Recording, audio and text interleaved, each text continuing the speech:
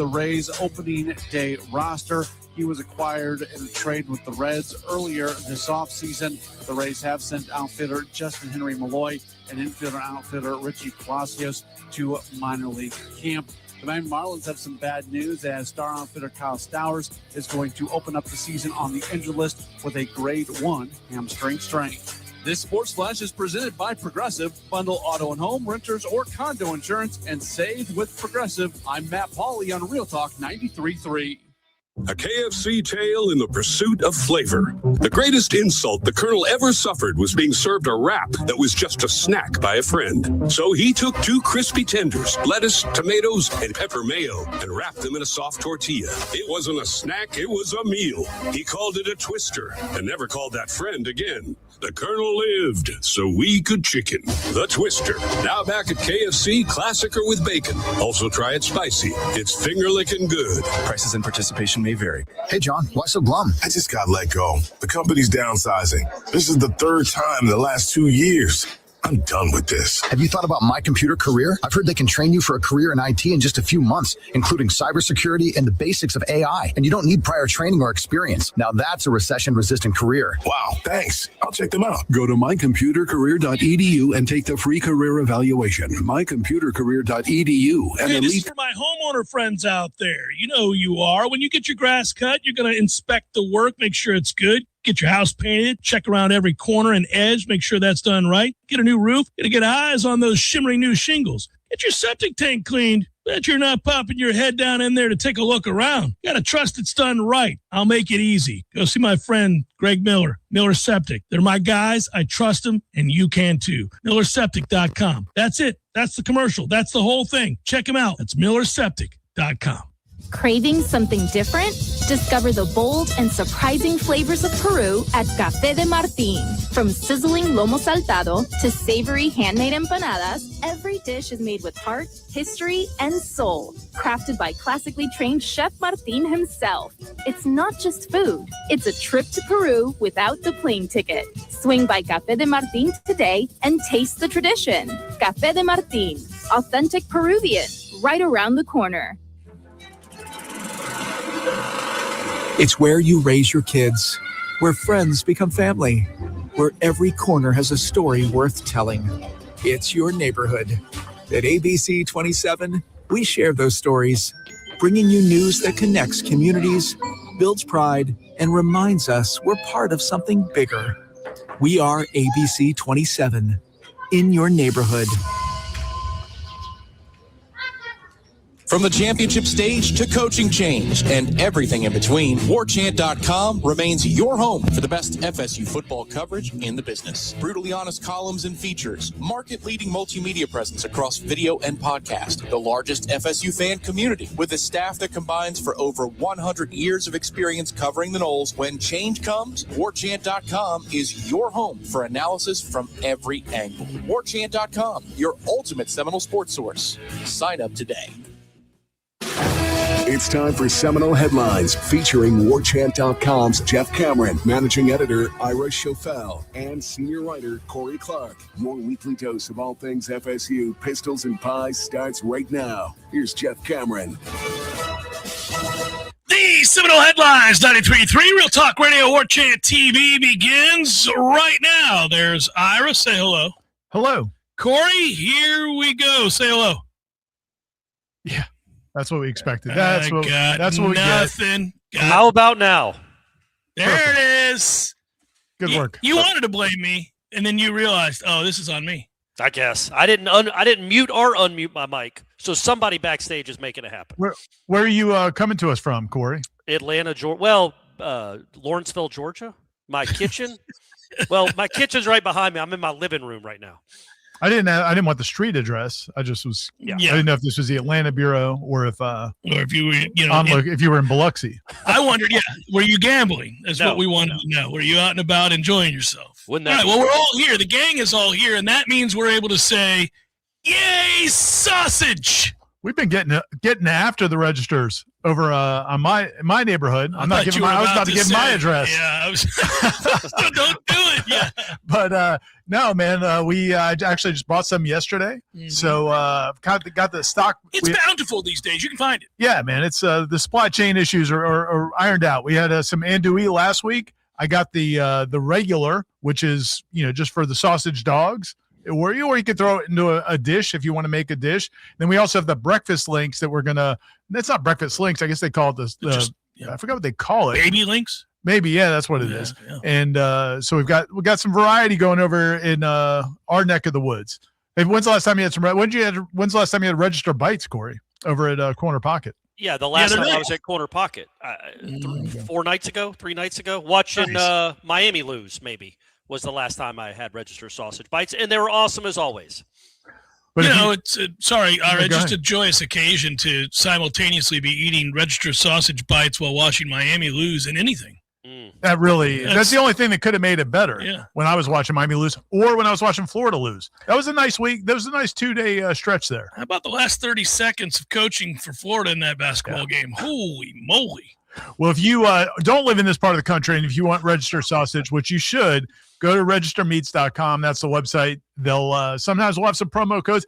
Should have maybe done a promo code for Florida and Miami losing. That was a pretty good weekend for FSU basketball. That was honestly watching them both lose when they both should have been. I mean, you look at the rosters. I mean, Florida was a team Florida certainly should have won, right? Corey had them win the national championship on Wake Up Warchant Monday morning, even though they had already lost. I think you guys, you thought they were one of the teams that could still win it. I thought they were.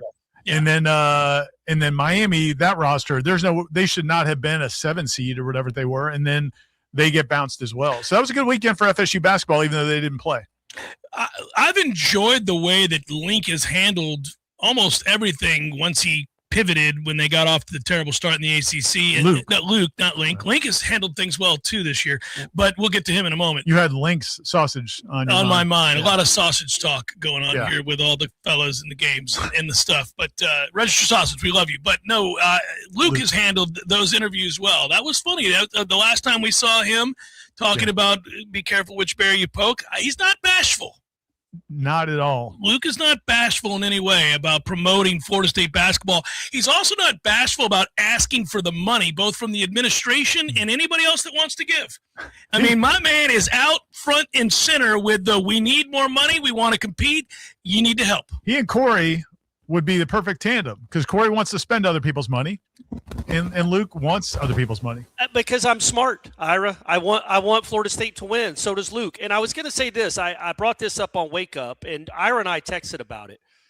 If you're a Miami booster or a Miami big money donor that gave that kind of money, did that feel worth it? Was that a rewarding season? Like, I can't quite put my finger on why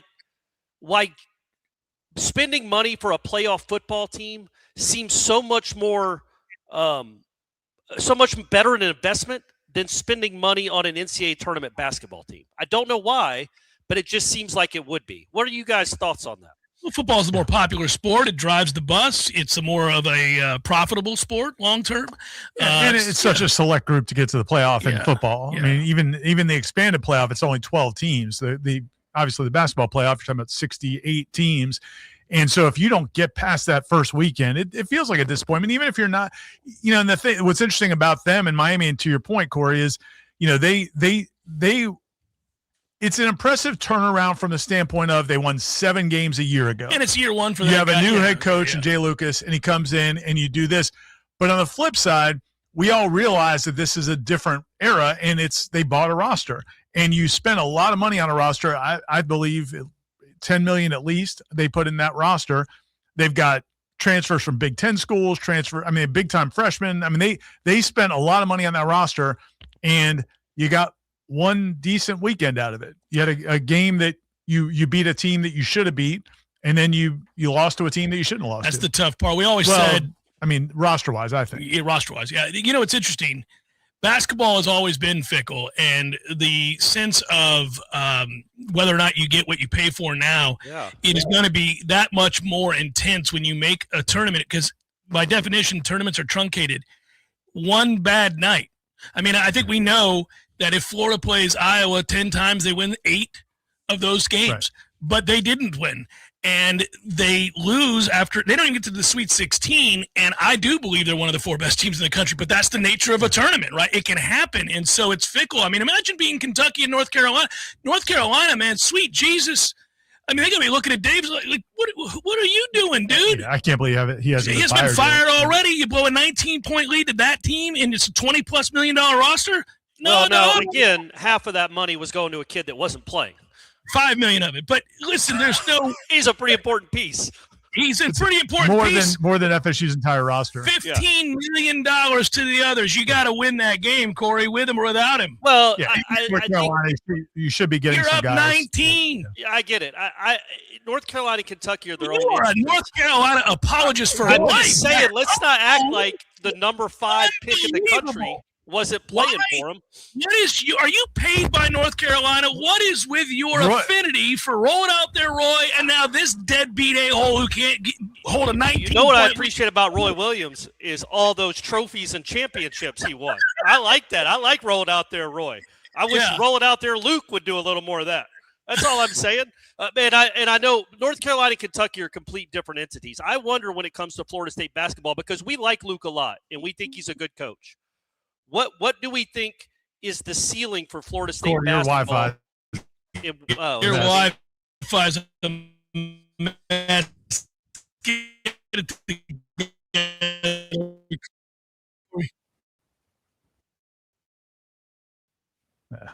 Cut him off. I can hear you just fine, but I think we've got him out of here. You and I are talking. Yeah, we had to. He's going to defend North Carolina to the hilt. Exactly. That's what he's going to do anyhow. We'll get him back. What's interesting about Hubert is, and I don't know if we've talked about this or not. You know how older couples start to look alike sometimes. And people and their pets. They say Roy Williams and Hubert Davis. Like Hubert Davis is like a clone of Roy Williams now. Like he dresses like him. He walks like him. Like on the sideline, he acts like him. His facial expression. It's amazing to me. Like Hubert Davis has become Roy Williams, and in his coaching acumen as well. That was something, man. I'm sure if you're in Chapel Hill, you're somewhere at a diner, 2 old men were livid again this morning. Like, it's not going away. That's going to get brought up a lot. It's like Florida State football fans currently. It ain't going away. There's a lot of anger because that's your sport. That's what you do. And that can't happen. Now, let's see if he's back. We got him back. You good now, big dog? Any chance? Is this better? That's better. Seems better.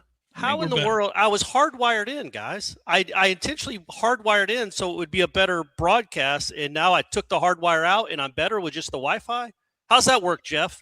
I don't know, but I'm going to guess that you're going to have to re-hardwire again at some point. You're fine right now. We're going to survive the opening segment. It's, spring break. I don't know. Something's happened. You're good right now. You want to continue your defense of the You're Carolina? You're going to go ahead and tell everybody Tigers? why Hubert Davis is the best coach in America?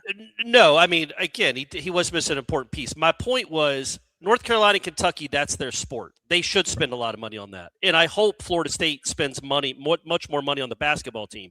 But what constitutes a good season?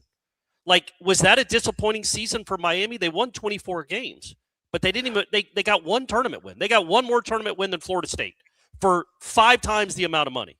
Is that money well spent? That I just feel like that's the calculus and calculations that people do when they're spending money now.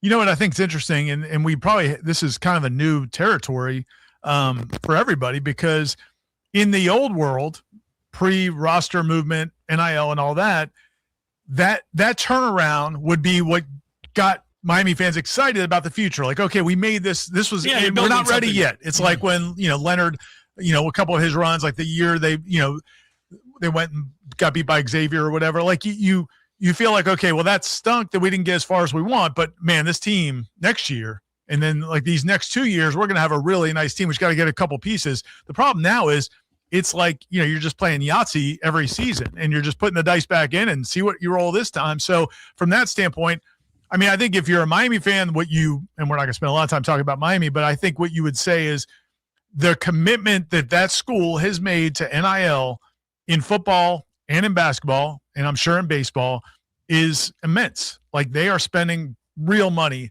in all their sports. So be disappointed, and you're going to lose some of these key players. They're going to lose some of their best players. Renault, Trey, they're losing some big time players, and I wonder about I really hope Shelton Henderson goes to the NBA. But they're going to spend again. I think if you're a Miami fan, we're going to spend enough to have another good roster. So that point of it, you won't feel like the window's closed. I do think it's tough on a fan, larger big picture question that Corey asked and that you're talking about now. There isn't a sense of growth towards something that you can eagerly anticipate and you can get behind and say, all right, that was step 1, step 2 happens next year, and step 3 hopefully ends in us hoisting the national championship trophy. Fans like to go along for that ride, to watch that build. It feels far more organic. That was the beauty, and we talk about this a lot. When we go to in the 90s, you're going to Florida State football games, and you know that to start early in the third quarter, you're going to see that group of kids that aren't starters, that came in as a highly touted recruiting class, and you're going to get a glimpse of what kind of athleticism they possess and what the future holds. And so you're all eagerly anticipating seeing those players and watching them grow and get better and then projecting. And none of that really is possible anymore in the Power Four for anybody who's involved in rev share. You're now talking about a year-to-year investment, and it may carry over or it may not. It likely won't. You may have a team that you absolutely adore, and they're all gone. They're all gone the next year. I mean, this team at the end of the year, Florida State fans love this basketball team. They didn't even make the tournament. We love the turnaround. We love the way that they changed the way that they played, the investment, the coaching adjustments. Players got better as the year went on, et cetera. They figured out the best way to play together and which guys deserve the most amount of minutes and all of that. It's gone. There's a couple dudes coming back from that team. So you got to start fresh all over again. And while we love this incoming class that Luke has, we also know that you're not going far in modern basketball relying on 4 freshmen to carry the day. They had better go, 5. They had better go get some quality transfers, and you just wonder if they can with the lack of NIL and all of that. I mean, it's going to be interesting to see. I like Luke. I like what he's done. I think we all think it's an impressive start to a career here. No guarantees that they're going to be a team that you love next year. We hope so. No, I think that's the exactly cool thing, though, Ira. I think the cool thing with the difference between Florida State and Miami, now Miami had a much better season, was that Miami was player-driven. Those were really good players they had. They were legitimate players. Jay Lucas might be an awesome coach, but it's hard to know because those players are so good. And I would argue he might. To me, and this isn't just because we cover Florida State, I would say the evidence leans towards him not being a great head coach, just because I feel like that was a better roster than a Final 32. I think that was a really good roster. So what I was saying, though, is with Florida State, it's not so much they didn't win games because of great players. Robert McRae was a good player. Nobody else sniffed an all-ACC team, and yet they won 11 out of their last 14 games because I think of the coaching staff. So I think that's what gets you hope, is that, yes, it's going to be a brand-new set of players, but this team's success was not dependent solely on great transfer portal guys. They were okay transfer portal guys that were playing great by the end of the year. Yeah, I would say the last 2 months of the season, Florida State, the sum of their parts, they play better than the sum of their parts. Sure. That was an overperforming basketball team. To go 10-3, to win 5 straight road games in the ACC with that roster is a much better coaching job than, again, Miami, which, I mean, it's a nice turnaround, but it's also you bought a turnaround. I mean, that wasn't I'm not trying to kill that coaching staff, and I like CY, who's on that staff, but they lost some games that didn't make sense with it, including one to FSU at home. That was the catalyst for Florida State's turnaround, going down there and beating them. Well, we own the Wasco, so that's how that works. They saw us come through, and they're like, here comes another L. This is what we do when facing Florida State at home. Jeff, you touched on it a little bit. What did you think of Florida's last possession? I thought that was a good look they got right at the rim. The kid just imagine having all that talent, and that's how your season ends. The last 30 seconds of the game featured cataclysmic coaching decisions. And here's the thing. Look, the guy's the reigning national champion as a coach.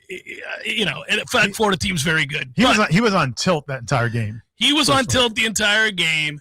He also had a transformational, all-tournament, all-century player a year ago who won him the national championship. Clayton just took over games and won them on his own. Games they should not have won. And nobody saw it coming. So this Iona transfer is just going to go crazy and make everything, and we're going to be, okay, this is what it is.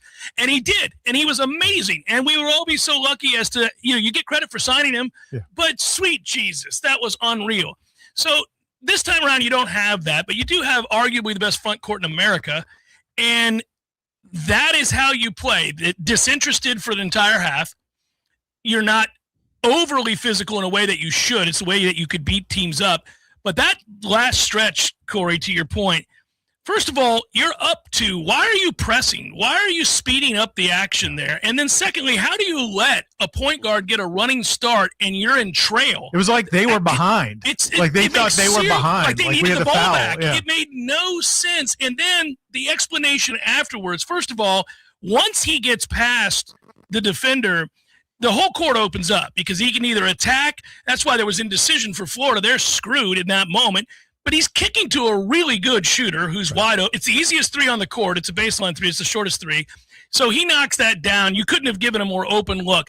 You're up by 2, and you say after the game, well, our intent was to foul. Well, see, and that's where What are you talking about? Well, I understand the idea. I'm not saying it's the right move, but I can understand, like, okay, if it looks like the guy's going to get out, let's foul him. But that's why the guy played it the way he played it. He was trying to chase him down to foul him. Dude, it was crazy. Toasted. And then the last shot Corey brought up. That's my favorite. And then they, in the press conference, they asked Golden afterwards. They're like, "Would you have preferred that maybe he get a shot at the rim?" So he's like, "Yeah, I would have preferred that. I would have liked to have gotten a shot off." Yes. Good question. As opposed to him throwing it at my center's feet with 3 dudes draped on him. You're like, good job, son. Good job. Oh, man. Woo. That kid improved throughout the course of the year, but he was the problem at the beginning of the year when I went down to Gainesville.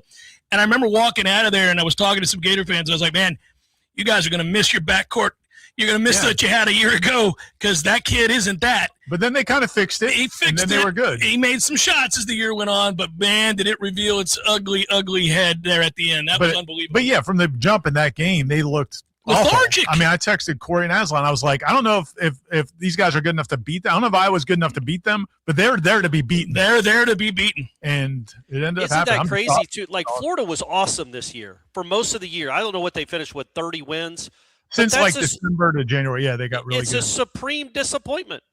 Florida State fans are happier with the way their season went than Florida fans are. Isn't that just the nature of college basketball, the cruelty of it? It's a really unique thing. It reminds me of getting out to Omaha. There are some Florida State teams that unfairly got labeled as chokers who had really no business being in Omaha, and then they lose a game out there as they should, and they're like, oh, he chokes again, going back to Martin.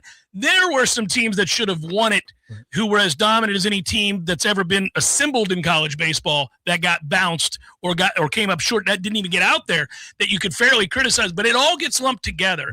Anything that's truncated, where it all comes down to just one given night where you can lose and still be the best team. That's why 4 out of 7 series are welcomed, obviously, in professional sports, is that anybody can beat anybody in baseball. But if it's a 4 out of 7 series, you're probably, if you're the better team and the deeper team, going to win that series. But in basketball and in college baseball, one off night, somebody goes crazy from 3 and you lose a game, and it's just it's brutal. But F them. In this case, it's a great result. Amen. I don't want to spend too much time on Florida basketball, but I do think that game was fascinating, especially the play where the double technical. Why did Golden lose his mind? I don't know what the guy said. Didn't punch him in the kidneys. He didn't punch him in the. He actually refrained from. He like held himself up, and your guy body slammed him. And I'm not saying that was the wrong thing to do, but like I can understand why the guy reacted the way he reacted when he just got body slammed, and when it's already been called the jump ball. Yeah. So. But then Golden acted like somebody had robbed his mom. It was weird. I mean, he was just a mess. Hey, we all love Iowa, don't we? We all love Iowa. Let's go Hawkeyes. And the great irony there is Iowa hasn't been to a Sweet 16 since 1999. Nebraska has never won a tournament game, and now they win 2, and they play each other in the Sweet 16, and they hate each other, so that's great. And then you had St. John's go to the Sweet 16. They haven't been there since 99. And they get to play Duke. And they get to play, so and Duke has always beaten them, But I did like the Iowa coach. I don't know him at all, but I liked how he was, afterwards they asked him about the whole fracas, and he goes, I don't know, why were they getting so mad? Like, why is everybody in their feelings? Like, it was just really funny. I enjoyed it. Seminole Headlines, 93.3 Real Talk Radio. Warchant TV continues in just a moment. 2026 is the year you launch your business, the year you transform into an entrepreneur, a founder, your own boss. One powerful move puts your future firmly in your hands, starting a business with Shopify. Maybe you've got an idea you can't shake, a store you've already designed in your head. With Shopify, 2026 is when you finally make it happen. Shopify gives you everything you need to sell online and in person. Millions of entrepreneurs, including Seminole Headlines, have already made this leap. From household names to first-time business owners just getting started. Shopify gives you all the tools to easily build your dream store. Choose from hundreds of beautiful templates that you can customize to match your brand. Setup is fast with Shopify's built-in AI tools that write product descriptions and headlines. Marketing is built in too. Create email and social campaigns that reach customers wherever they scroll. As you grow, Shopify grows with you. Handle more orders, expand to new markets, and do it all from the same dashboard. In 2026, stop waiting and start selling with Shopify. Sign up for your $1 per month trial and start selling today at shopify.com/warchant. Go to shopify.com/warchant. That's shopify.com/warchant. Hear your first this new year with Shopify by your side. Directly supports the FSU men's basketball team as they battle on the court. Grassroots Coffee is locally owned, locally roasted, and locally loved. Keeps us connected to the team, the university, and our community for those of us who bleed garnet and gold. So whether you're hitting the gym before sunrise, gathering with friends before tip-off, powering through the daily routine, or just serving customers at your business, raise your mug, fuel the team, and stay connected with Grassroots Coffee's 6-man blend, available exclusively at grassrootscoffee.com. Grassroots Coffee, made for everyone, loved everywhere.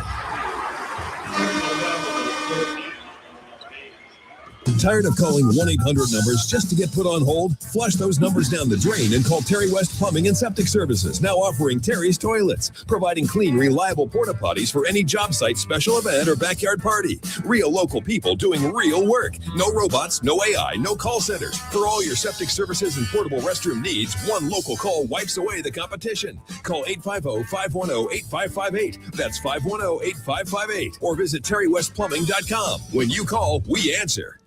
Pay-per-view fights can ring up big bills, especially since in the Octagon there is one every few weeks. That's why the 7th Hill Tap Room right downstairs from Corner Pocket Bar and Grill carries every single fight. Plus, unlike most pay-per-view bars, there's no cover charge. And drink specials too, like $3 select domestic beers and more. And if you enjoy international soccer, 7th Hill opens early. $2 mimosas on Sundays, anyone? The 7th Hill Tap Room, 2475 Appalachia Parkway, just downstairs from Corner Pocket Bar and Grill. Hot Wheels fans, are you ready? The world's biggest Hot Wheels Monster Truck Show is coming to your town. Hot Wheels Monster Trucks Live, Glow and Fire. See the world-famous Bigfoot, Tiger Shark, Bone Shaker, and a premiere of Rhino-Mite. Epic monster truck stunts, a no-handed freestyle motocross front flip, a giant fire-breathing robot, and more wows than ever before. Meet the monster trucks up close at the all-new pre-show party. Coming April 11th and 12th to Donald L. Tucker Civic Center in Tallahassee. Get tickets now. Life is stressful. Dinner shouldn't be. That motto is why Register Sausage has been doing business in the Florida Panhandle and Lower Alabama for over 75 years. A proud sponsor of Seminole Headlines, Register Sausage always provides the best Southern smoked sausage to over 140 grocery stores and restaurants throughout the Southeast. Headliners have discovered the Register's difference. You can too. To find a store that carries Registers near you or to buy directly, head to registermeats.com. That's registermeats.com. Register Sausage. Yay, sausage!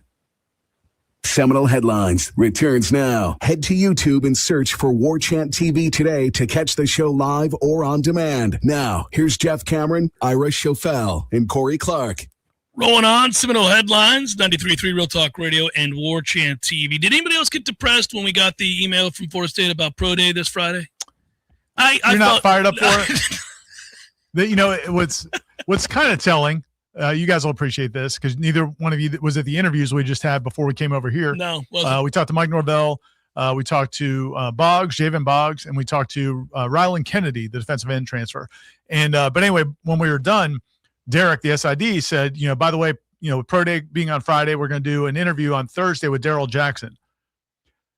Usually they you can interview 10 guys. I was going to say, that's where the buck stops. Yeah, right and there, they're we're just going to do Daryl this time. I mean, how many times, Corey, we'd be there and we're interviewing guys that are not going to be undrafted free agents, but we're going to interview after the 2023 season. We interviewed 20 guys the day before Pro Day.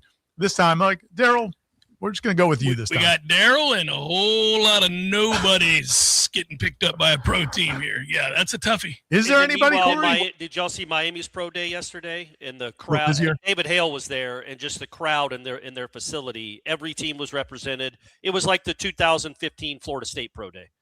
Right. That was a little disappointing too, to see how many people were at that one, and then compare it to what we're going to see on Friday. They're all leaving. Yeah, you're going to see Daryl. Hey, fellas, any questions? And it's not even this isn't fair to Daryl, but a pro day with a defensive lineman, you're we don't get to watch a quarterback throw. We don't get to see star receivers making plays. We don't get. There's Daryl. Best pro day ever. Very big. Jameis's pro day was the best pro day ever. Loved it. Not because of all the scouts. The throw into the NFL, that was when he almost some of the throws were impressive, but no, his quarterback coach was the best with the brooms and the dogs running around. And Jameis is still around. He was a very popular figure for a while. Was it George Whitfield? What was that guy's name? Yeah. I don't know. You don't see him much anymore. He was on game day for a while. Oh yeah, quarterback whisperer to the stars. Yeah, the brooms bopping down, and then the side to trash cans, all of it. Yeah, it's could we just watch him throw the football? What do you think? I'm sure we talked about at the time. What do you think Jimbo was thinking watching that? Man, am I an idiot? Because all my quarterbacks just get drafted in the first round, but I haven't brought in rakes yet. I haven't brought in rakes or leaf blowers. So how are they even any good? Jimbo was smart enough to play the game, though. He knew that Whitfield had been touched by the ESPN gods. He was this alleged guru. So Jimbo played along with he's whatever it takes to get guys better. You don't feel he would just play along. He deeply wanted to say this guy's a moron. What could he have done for them to for Jameis's camp, for Ant or somebody to say, hey man, no, we're not having you roll marbles at him. What could he have done? That actually would have been hilarious if he was just chucking marbles at Jameis as he was in his drop. Hot grease? Shoot hot grease at him? That's probably it. It's coming. The thing I remember most about that particular pro day, and I would love to find this footage. I used to be better connected with all my people at ESPN. They'd send me when I did hits on shows, or back then I did a couple Sports Center things. But I didn't know Ant was mic'd up. For Pro Day. Oh, I didn't realize so that. So Ant was mic'd up, I think, by the NFL Network. For people that aren't familiar, Ant or Winston is Jameis's dad. And so I see Ant, he sees me, and he points and smiles and waves, and there's a lull. And I come up and say something awfully profane. I mean, about some of the people at ESPN and a couple of guys that had dogged Jameis on the NFL Network. And there may have been some colorful language about those gentlemen and some other things. And he's like, yo, man, I'm Mike. It was the best. He's laughing and smiling, and then he looks mortified all of a sudden and turns to me and goes, I'm mic'd up, man. Dog. And I'm thinking of the producer in the truck just getting to listen to everything that was just said between us. And you said they don't call you anymore. That's what you said. Yeah, weird. Time has passed. I've gotten a couple calls, not as many as I used to, but yeah, I had some choice words. And yeah, that was an Ant mortified, mic'd up, dog. So yeah, it doesn't sound like it's going to be a big pro day this week. But they practice today, they practice Thursday, and then the scrimmage, first Florida State spring scrimmage is on Saturday. So things are amping up a little bit. You get any elongated, access and interviews after the scrimmage? Anything beyond the measly nothing we get now? No, I think we're just getting Norvell. You get a Zoom interview. Yeah, and then Monday, I think Tony White's going to talk. So we'll hear his take on what the defense did. But, it sounded like for the most part, it sounded like they Norvell was pretty happy with today's practice. Talked about the defense, forced some turnovers, some hits, some collisions. It was their first day back after spring break. The schedule has sucked too. It's so weird. Weird. It's whatever it is. I mean, I'm not like blaming Norvell for that. I just so herky-jerky stop-start. It doesn't seem to make a lot of sense. Like, why wouldn't they have just waited? I don't know. I don't get it. He mentioned it in his press conference. He's like, yeah, we've done it both ways. He goes, there's some pros and cons to starting and then stopping. And I'm like, well, what are the pros? Because I can't think of a one. I can't think of a single pro. The only thing I think they want to get done earlier. Great. The sooner we can end this, guys. Please, Mike, get it done. From a calendar standpoint, I think they want to get it done so they can start working on other stuff. Like if they had to wait till after spring break to start, they'd be starting now, and you wouldn't be done with the spring until late April. Hey, Ira, I'm going to let you in on something. Miami Hurricanes had their first spring practice today. They're doing okay down there. Do they practice in the evenings, Corey? Is that probably your utopia? Probably.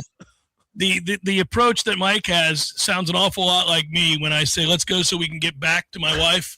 Every time she wants us to go, let's hurry up and go so we can get back. Dude, traveling with you, that I do not. There's never been a more obvious thing for you to say than that. Because if you travel with Jeff Cameron, he's getting back. We're getting back. He's planning his return trip before you unpack wherever you're going. Yeah, we're not paid enough.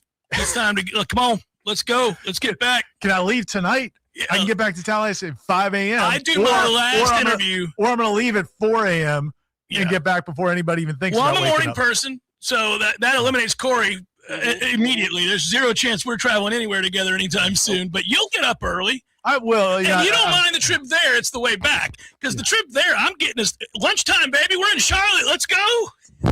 It's time. But, yeah, I do my last interview, whatever last day Florida State is there. And if it's over at 11, like, let's get the stuff, guys. You're packing up during the interview. Yeah, like, finish up, Mike. Finish up. Can you hand me that cord? Listen, I hear you. Hand me the cord. Gotta go. You would think you'd live in like a $10 million estate. As excited as he was already to get back there. No, can't wait to get back. Hey, listen, these things have, and especially after the last two seasons, I'm just doing my due diligence. I'm getting the audio we need to have on the Jeff Cameron Show and Warchant.com, and it's time to get back. It's not like we're interviewing the reigning national champion. You start missing Christy. And that's what it is. You got to get some loving, get a little bit of that wife. So when the Knowles are back, though, when the Knowles are back, take our time. You'll be into it. Why wouldn't we want to marinate in all these wins and discuss them? Let's do it, boys. Let's hang out. Are we going to get Dabo? Are you going to bring Dabo over here? Anybody else we can talk to about Florida State kicking their ass last year? Anybody? Instead, it's just a sea of people asking if I could go on their podcast and we can talk about how bad Florida State is. I've got 17 of these lined up before I do a single interview with a Florida State player. It's like, first question every time. So what is it like to be so impoverished covering this program after having lived so high on the hog? Jeff, your thoughts? Do you bring up soccer? Do you bring up soccer when they do that? Like, hey, man, does your softball program win national championships? Does your soccer program win championships? No, dude, they don't, do they? You want to talk about football? I noticed you don't ever bring me on to talk soccer. Why is that? I'm getting tired of this, Lance. Next time, let's talk about a few of these winning ways we got going in Tallahassee. Yeah, wait, is that your new default name? Is Lance? We went from Jerry to Lance. I like it. No, I was trying to think of an insulting name, like a lot of people use Chad, but Lance seems like a name that you would use for a sorry guy. to all the Lances out there. Sorry to all the Lances. I'm sure there's a lot of great Lances. I've probably even met a few of the Lances that I like, but I'm going to guess most are white. I'm going to guess most people named Lance are white. Yeah. Don't know. Hey, are we going to do the Black Jerry thing? Do we know a Black Lance?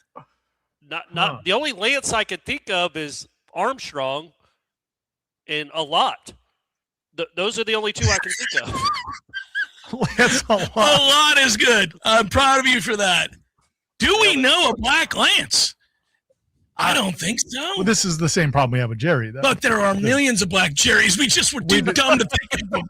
There are a million Black Jerrys. The greatest player of all time, in some people's opinion, is a Black Jerry, but we couldn't think of him. Oh, Lance Leggett.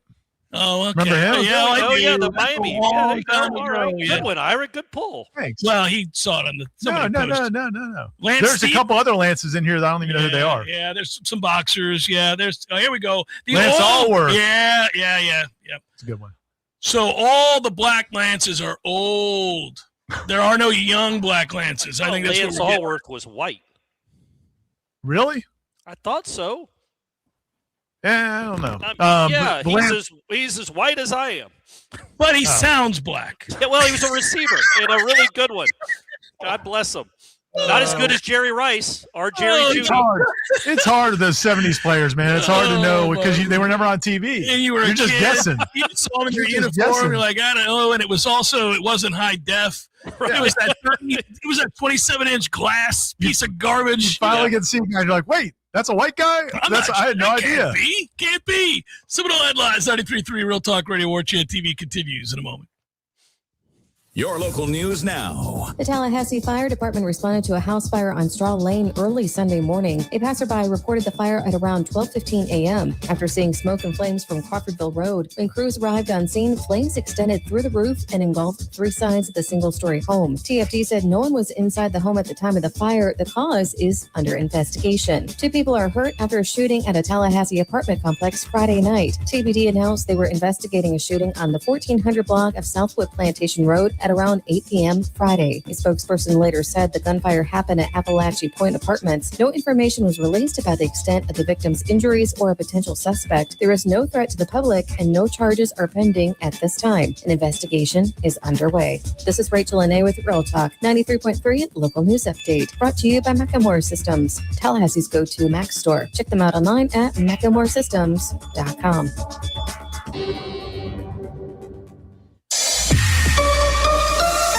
Now, here's your Tallahassee weather report. Hey there, I'm meteorologist Ryan Gold, and it is a very comfortable afternoon with temperatures in the mid to upper 60s by midday. We don't warm that much more heading into the late afternoon when we'll be hanging out in the low 70s or even remaining in the upper 60s, at least for many. Clouds will increase through today with even a stray light shower possible. There is a better chance for those scattered showers tonight into tomorrow. From the ABC 27 First to Know Weather Center, I'm meteorologist. All right, folks, if you're looking for a good excuse to play Seminole Legacy and feel good about it, I've got one for you. We're proud to be part of the Florida Institute for Child Welfare Golf Invitational coming up April the 13th at Seminole Legacy Golf Club here in Tallahassee. It's a Monday, which, let's be honest, is a perfect day to have a meeting on the course. Check-in starts at 8:30, shotgun at 10. They'll feed you, play a great track, free drinks, there's putting challenge, awards, silent auction, the whole kit and caboodle. It actually matters. The tournament supports education and training for child welfare workers across Florida, and part of the proceeds go right here locally to the Oasis Center for Women and Girls. So you're playing golf, but you're also doing some good. It's $200 for an individual, it's $750 for a foursome, so get your team together, grab your clients, or just come out and play. We're proud to sponsor it. I'd love to see some familiar faces out there. Tom Lang and myself will be playing as well, alongside PGA Pro Tom Shea and FSU Hall of Famer Jane Geddes. Come join us and have a good time for a great cause. Register at ficw.fsu.edu/golf. April the 13th, the first ever Florida Institute for Child Welfare Golf Tournament. We'll see you there. Life is stressful. Dinner shouldn't be. That motto is why Register Sausage has been doing business in the Florida Panhandle and Lower Alabama for over 75 years. A proud sponsor of Seminole Headlines, Register Sausage always provides the best Southern smoked sausage to over 140 grocery stores and restaurants throughout the Southeast. Headliners have discovered the Register's difference. You can too. To find a store that carries Registers near you or to buy directly, head to registermeats.com. That's registermeats.com. Register Sausage. Yay, sausage! Seminole Headlines returns now. Head to YouTube and search for Warchant TV today to catch the show live or on demand. Now, here's Jeff Cameron, Ira Schofel, and Corey Clark. I know we'll get a chance when we get to headliner questions to answer a lot about baseball, but since we last gathered, Florida State has continued to roll on and play good baseball, and, you know, nobody likes the word response. I brought this up on the show yesterday when I talked with you, Ira, but and that's another thing that Norvell's ruined for us, the word respond. But I would just tell you that the response from the baseball team after that Florida game, whom they play tonight, has been exactly what you would hope to see. In a team that's emerging offensively. There are some developments with the arms as well. I think Moore looks fantastic on Sunday, and he continues to dial it up with the fastball, now routinely hitting 94, 95, 96. That's good to see. So, you know, this is a team now that has rekindled the belief that they could have a deep run, still have room to get better. Obviously, they don't pick up the baseball very well, but this was a good weekend. Man, a really good weekend, especially after Friday, because I was worried after Friday. I just thought NC State's been playing really well. They're a good team. They were, number 10 in the country. And Florida State just didn't play that well in that game on Friday. They didn't I didn't pick it up. I mean, just nothing about it was really impressive. And then you figure, okay, well, what are you going to look like Saturday? And then they got the lead early, but then kind of squandered it on Saturday. And so, I mean, NC State just answered right back. And that's kind of what happened on Friday. Like NC State had a lead, Florida State would get back in it. NC State would answer again. Florida State would get back in it and then it just like they could never kind of get over the hump. And then when it started to look like that was going to happen on Saturday, I was like, man, this weekend might be a rough one. And then they just turn it on and have, just when you stack that on what they did the week before at Wake Forest, yeah, man, it's really impressive. On the flip side, tonight against Florida, who knows, man, because it's just, it's going to be midweek pitchers, and their midweek pitchers apparently all throw 100 miles an hour. Well, what I get tired of is lately, every time we play Florida, they're fresh off of getting their ass beaten in embarrassing fashion, and they're not going to play that way tonight. You just know it. I mean, it's like you lose to High Point in the series, you turn around and beat Florida State. You get swept by Alabama, including getting no hit and throwing at their best player and having your third baseman get kicked out and strike out a gazillion times and walk 9 hitters in an inning and all the things that they did. We won't see a team that resembles that tonight at all. It'll look like a good team. I mean, again, it goes back to what I do that podcast with Chris Chavez now. Jeff, you remember Chris Chavez pitched when they had this series as a real series. I watched Chavez's entire career. Right. And he played where they would do 2 in Gainesville and 2 in Tallahassee. The best, now, yeah. This is no offense to my man Cooper Whited, who's getting the start tonight for Florida State. But what would you guys say he is on the staff? The 9th best pitcher? The 8th? Yeah, no, your point's made without having to denigrate him. I agree with you. I'm just saying they have bastardized this thing so many ways. It's wasn't awful. Like Bo Odell that pitched against Florida every time, time they played, and it's that's that's what it's what they've relegated this series to. I think I asked this rhetorically, but this isn't rhetorical. Maybe I'm getting old, and you guys may have given me the answer. I'm pretty sure I asked Link Jarrett this 2 years ago, and I didn't get an answer. Not that it was his fault. Why is this still the way that it is? Why? I mean, I get the whole wanting to play in Jacksonville, gazillion people show up, it's a moneymaker. But you had a series, I just referenced it, in which Florida was playing a nobody, and when Florida State was playing Northern Kentucky or whoever the hell that was, why not play each other in a 3-game set at the very least? Just go to Jacksonville and play 3 games if that's what you want to do. Like, whatever. Can we get the 1, 2s, and 3s against each other? Here's what I think. My philosophy or my theory is that Florida also plays a 3-game series every year with Miami. And they're like, okay, we have to play an SEC schedule. And on top of that, 2 of our 4 non-conference home series are against Florida State and Miami. That's not fair, to which I would argue drop the Miami series because nobody really cares about that series. I do. Miami's a nice, storied baseball program, but they draw 1,200 people to their games. Florida State in Hauser is going to be packed. It's going to be 7,000 people, and you get it 1 time instead of 3. It just doesn't. It doesn't make sense from any perspective. It's also not the battle of the 2 best versions of the teams. No, that's my point. Yeah, it'd be like the Florida State bench players playing against Florida's bench players in a basketball game. That's not what this game should be.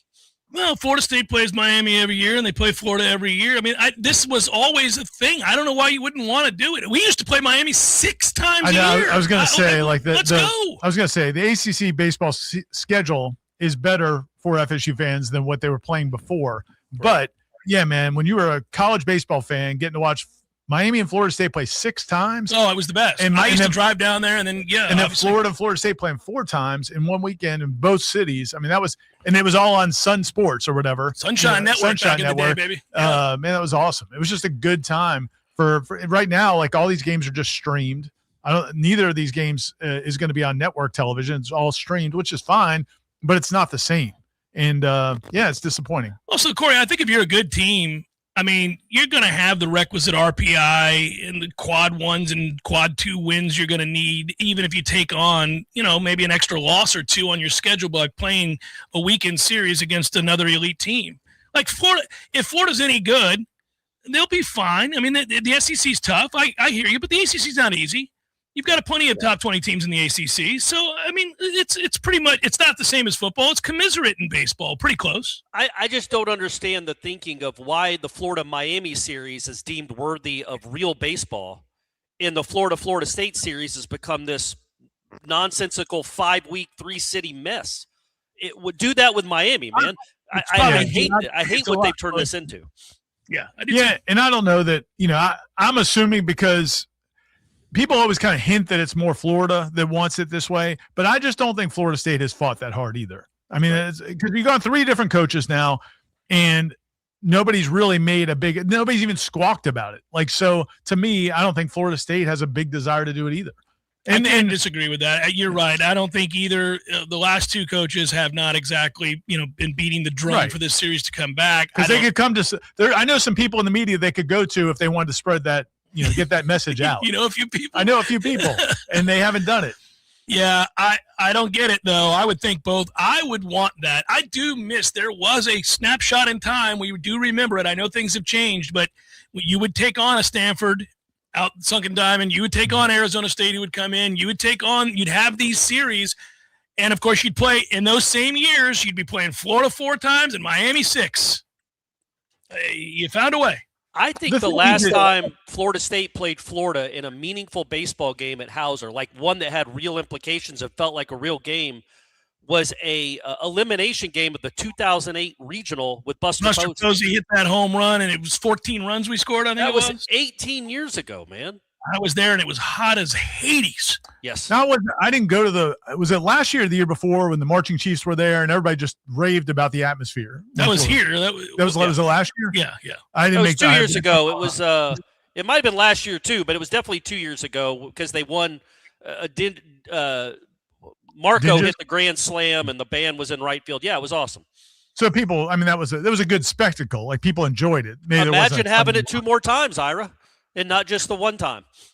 So they don't, and we'll see what goes tonight. It is true, Corey, to bring it up. Like you don't know what you're going to get.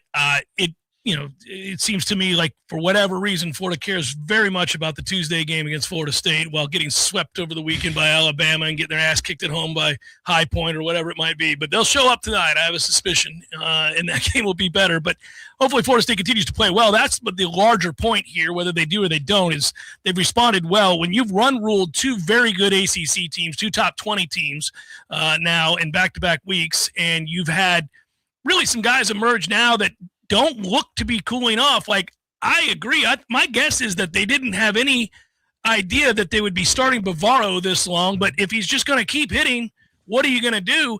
It's fascinating. Link right now is playing all the hot hands. The biggest question we have, and we're going to get a lot of it next hour, but just let's take a cursory glance, is what do you do with Cal? He can't hit and he can't pick up the baseball. And shortstop's a kind of an important position. So I'm curious if they would continue to roll him out there. Do you think no other option? Well, that's not true. But go ahead. Well, I was going to say, do you think the fact that he capped off last weekend with some positivity might help? I'm rooting for the kid. He's obviously better than he's playing. Yeah, I think he's completely domed up is what I'm saying. But I don't know how long. I guess my question wasn't to besmirch him as much as it was to say how long do you allow a kid to remain domed up and potentially cost you games. Yeah, big game. Right now there is no other option. You don't have another shortstop on the roster that's feasible. And he did have 4 hits this weekend. The 2 errors he had on Saturday, one, the ball gets kicked out of his glove, which hold on to the ball, but, I mean, that's baseball. And the other one, I don't think he was going to have a play either way. Not to give him an excuse for not making the plays, but I think the fact that he had 4 hits. Backhanded that he didn't have to backhand? Correct, but he wasn't going to throw that kid out at first. That was in the hole. I mean, he's not Andrelton Simmons. I mean, it wasn't exactly a play that you would have – I mean, like, obviously Lodis would have made that play. Correct. He's not him. He's not him. They don't have him. But didn't he have 2 errors on Friday? He made errors. He had one bad one. Yeah, he had one bad one on Friday. But now it didn't hit well. But again, there's nobody else. Gabe Frazier's a guy that could play short, but he's hurt. Right. Well, that's where I was going to go. I mean, I think he's in addition to being hurt, I think he's in a doghouse, but that's a whole other thing. So my point, but we know Fisher can play, and he's batting 9th. So it's not like he's killing you in the lineup when he's batting 9th. And he had 2 or 3 really productive at-bats this weekend. One to start the rally that ended or was in the middle of the rally that with Dowd hit the grand slam. Fisher was on base for that. He was on base for the 7-run inning on Sunday. He did some really positive things. You'd like him to hit better, but he's also now your number 9 hitter. And what colleges around the country are fired up about how their number 9 hitters play? But that's disappointing that that's where he is now. Yeah, I mean, you based on what you had coming back and what you probably invested. I don't know how NIL works in college baseball, but I'm guessing Cal Fisher was somebody they desired. And he, started your season as your cleanup hitter, and now he's hitting 9. Well, and there's two things there. Obviously, they projected him to be a much better hitter based on how good a hitter he was a year ago. They put him in a position to protect Miles Bailey. He's now hitting 9th. And if you're going to hit sub 265 with no power, you do have to pick up the baseball every now and again. So I could live with you hitting 9th and being a slappy if you were a very good or even average defender. Yeah, is this Cal Fisher's fault or is this Link Jarrett's fault? Well, right now it's Cal's fault. He's fallen off a cliff. He was a much better player a year ago. But I mean, I don't think he's necessarily a prototypical shortstop in any fashion anyway. No. So the fact that Florida State has him as a shortstop, that's not Cal Fisher's fault. Cal Fisher's a very good third baseman, but he's having to play shortstop because they don't have another option. Yeah, there's definitely, and we know how Link wants to build his roster, and he wants to build it positionally, and shortstop is the A+ position. That's the other part of it. So to miss on that is surprising. Well, and given what Link was as a player, right? He's mortified. I mean, that's got to be frustrating as all get out because he cares deeply that everybody have a position to play.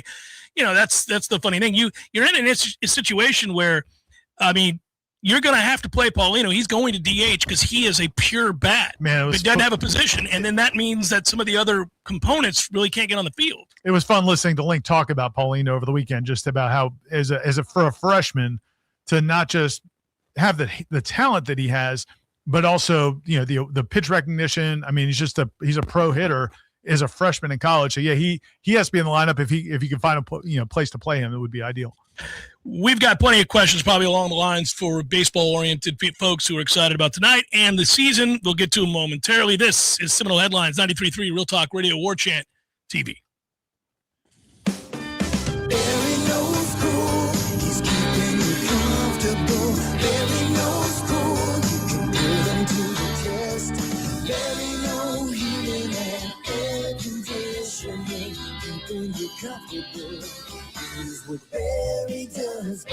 No matter how busy life gets, your home is the place where your family and friends show you they care and celebrate with you. That's why the professionals at Barano Heating and Air Conditioning always make sure your home is comfortable. Just like those who matter to you most, Barano will always be there for you. This is Tyler from Barano Heating and Air. Now you can schedule an appointment, purchase or renew your service agreement, or pay your bill from your mobile device. Any day, anytime, anywhere. When you turn to the experts at Carrier and Barano Heating and Air, online at baranoac.com. Florida license number CAC 1816186. Barano Heating and Air Conditioning.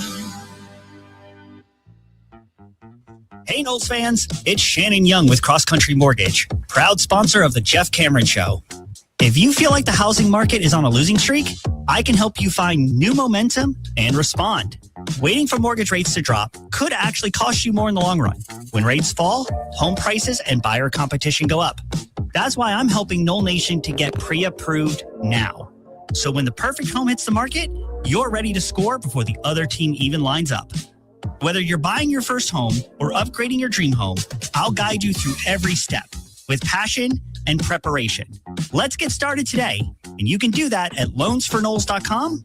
That's loansforknowles.com. You can reach me at 954-369-6171.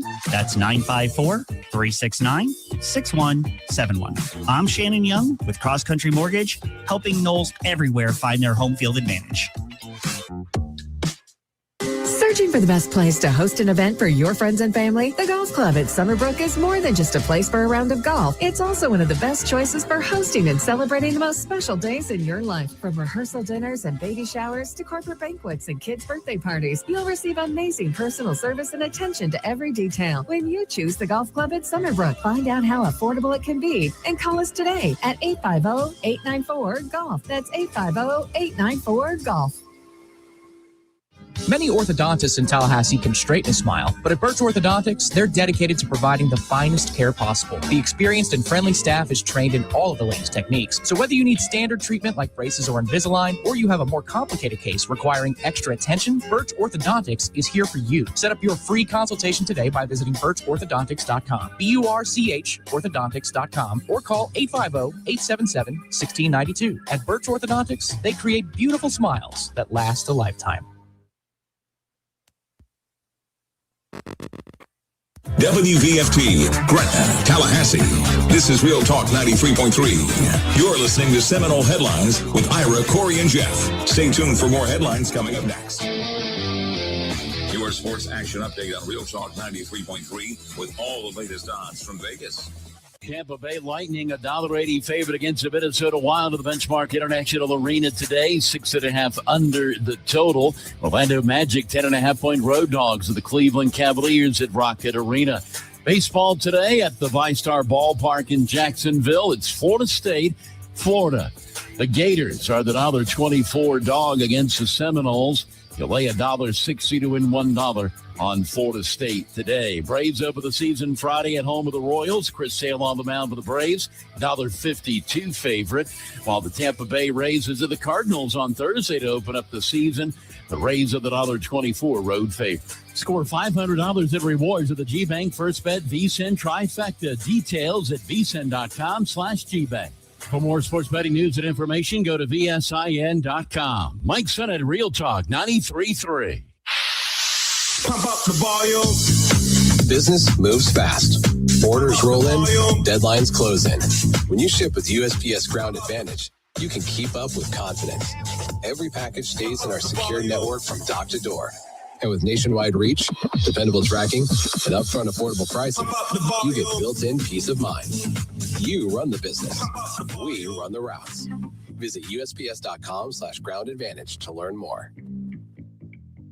Wesley Financial Group is not a law firm, and Chuck McDowell, definitely not an attorney. This is Chuck. If someone talked you into buying something really silly and you want to get out of that silly little thing, my advice, get the facts. Call me and I'll send you our timeshare exit kit absolutely free. Inside, you'll learn how timeshare works and all your options for cancellation. Call Wesley now for your free exit information kit. 800-909-9696. 800-909-9696. Hey, this is for my homeowner friends out there. You know who you are. When you get your grass cut, you're going to inspect the work, make sure it's good. Get your house painted, check around every corner and edge, make sure that's done right. Get a new roof, get eyes on those shimmering new shingles. Get your septic tank cleaned. Bet you're not popping your head down in there to take a look around. You got to trust it's done right. I'll make it easy. Go see my friend Greg Miller, Miller Septic. They're my guys. I trust them, and you can too. MillerSeptic.com. That's it. That's the commercial. That's the whole thing. Check them out. It's MillerSeptic.com. It's where you raise your kids, where friends become family, where every corner has a story worth telling. It's your neighborhood. At ABC 27, we share those stories, bringing you news that connects communities, builds pride, and reminds us we're part of something bigger. We are ABC 27, in your neighborhood. Craving something different? Discover the bold and surprising flavors of Peru at Café de Martín. From sizzling lomo saltado to savory handmade empanadas, every dish is made with heart, history, and soul. Crafted by classically trained Chef Martín himself. It's not just food. It's a trip to Peru without the plane ticket. Swing by Café de Martín today and taste the tradition. Café de Martín, authentic Peruvian, right around the corner.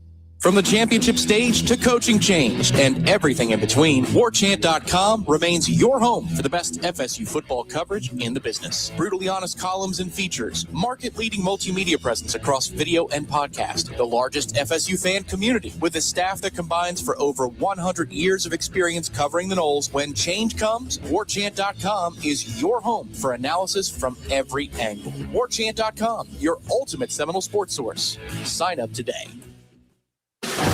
It's time for Seminole Headlines featuring Warchant.com's Jeff Cameron, managing editor Ira Schofel, and senior writer Corey Clark. Your weekly dose of all things FSU, pistols, and pies starts right now. Here's Jeff Cameron. to Seminole Headlines, 93.3 Real Talk Radio, Warchant TV. We thank, as we are wont to do, beginning hour 2.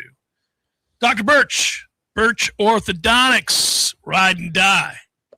Ride or die, I think is the what the kids say. Right, not ride and die. You don't want to die. Yeah, I mean, you could, but ride or die. That's not what you choose to do.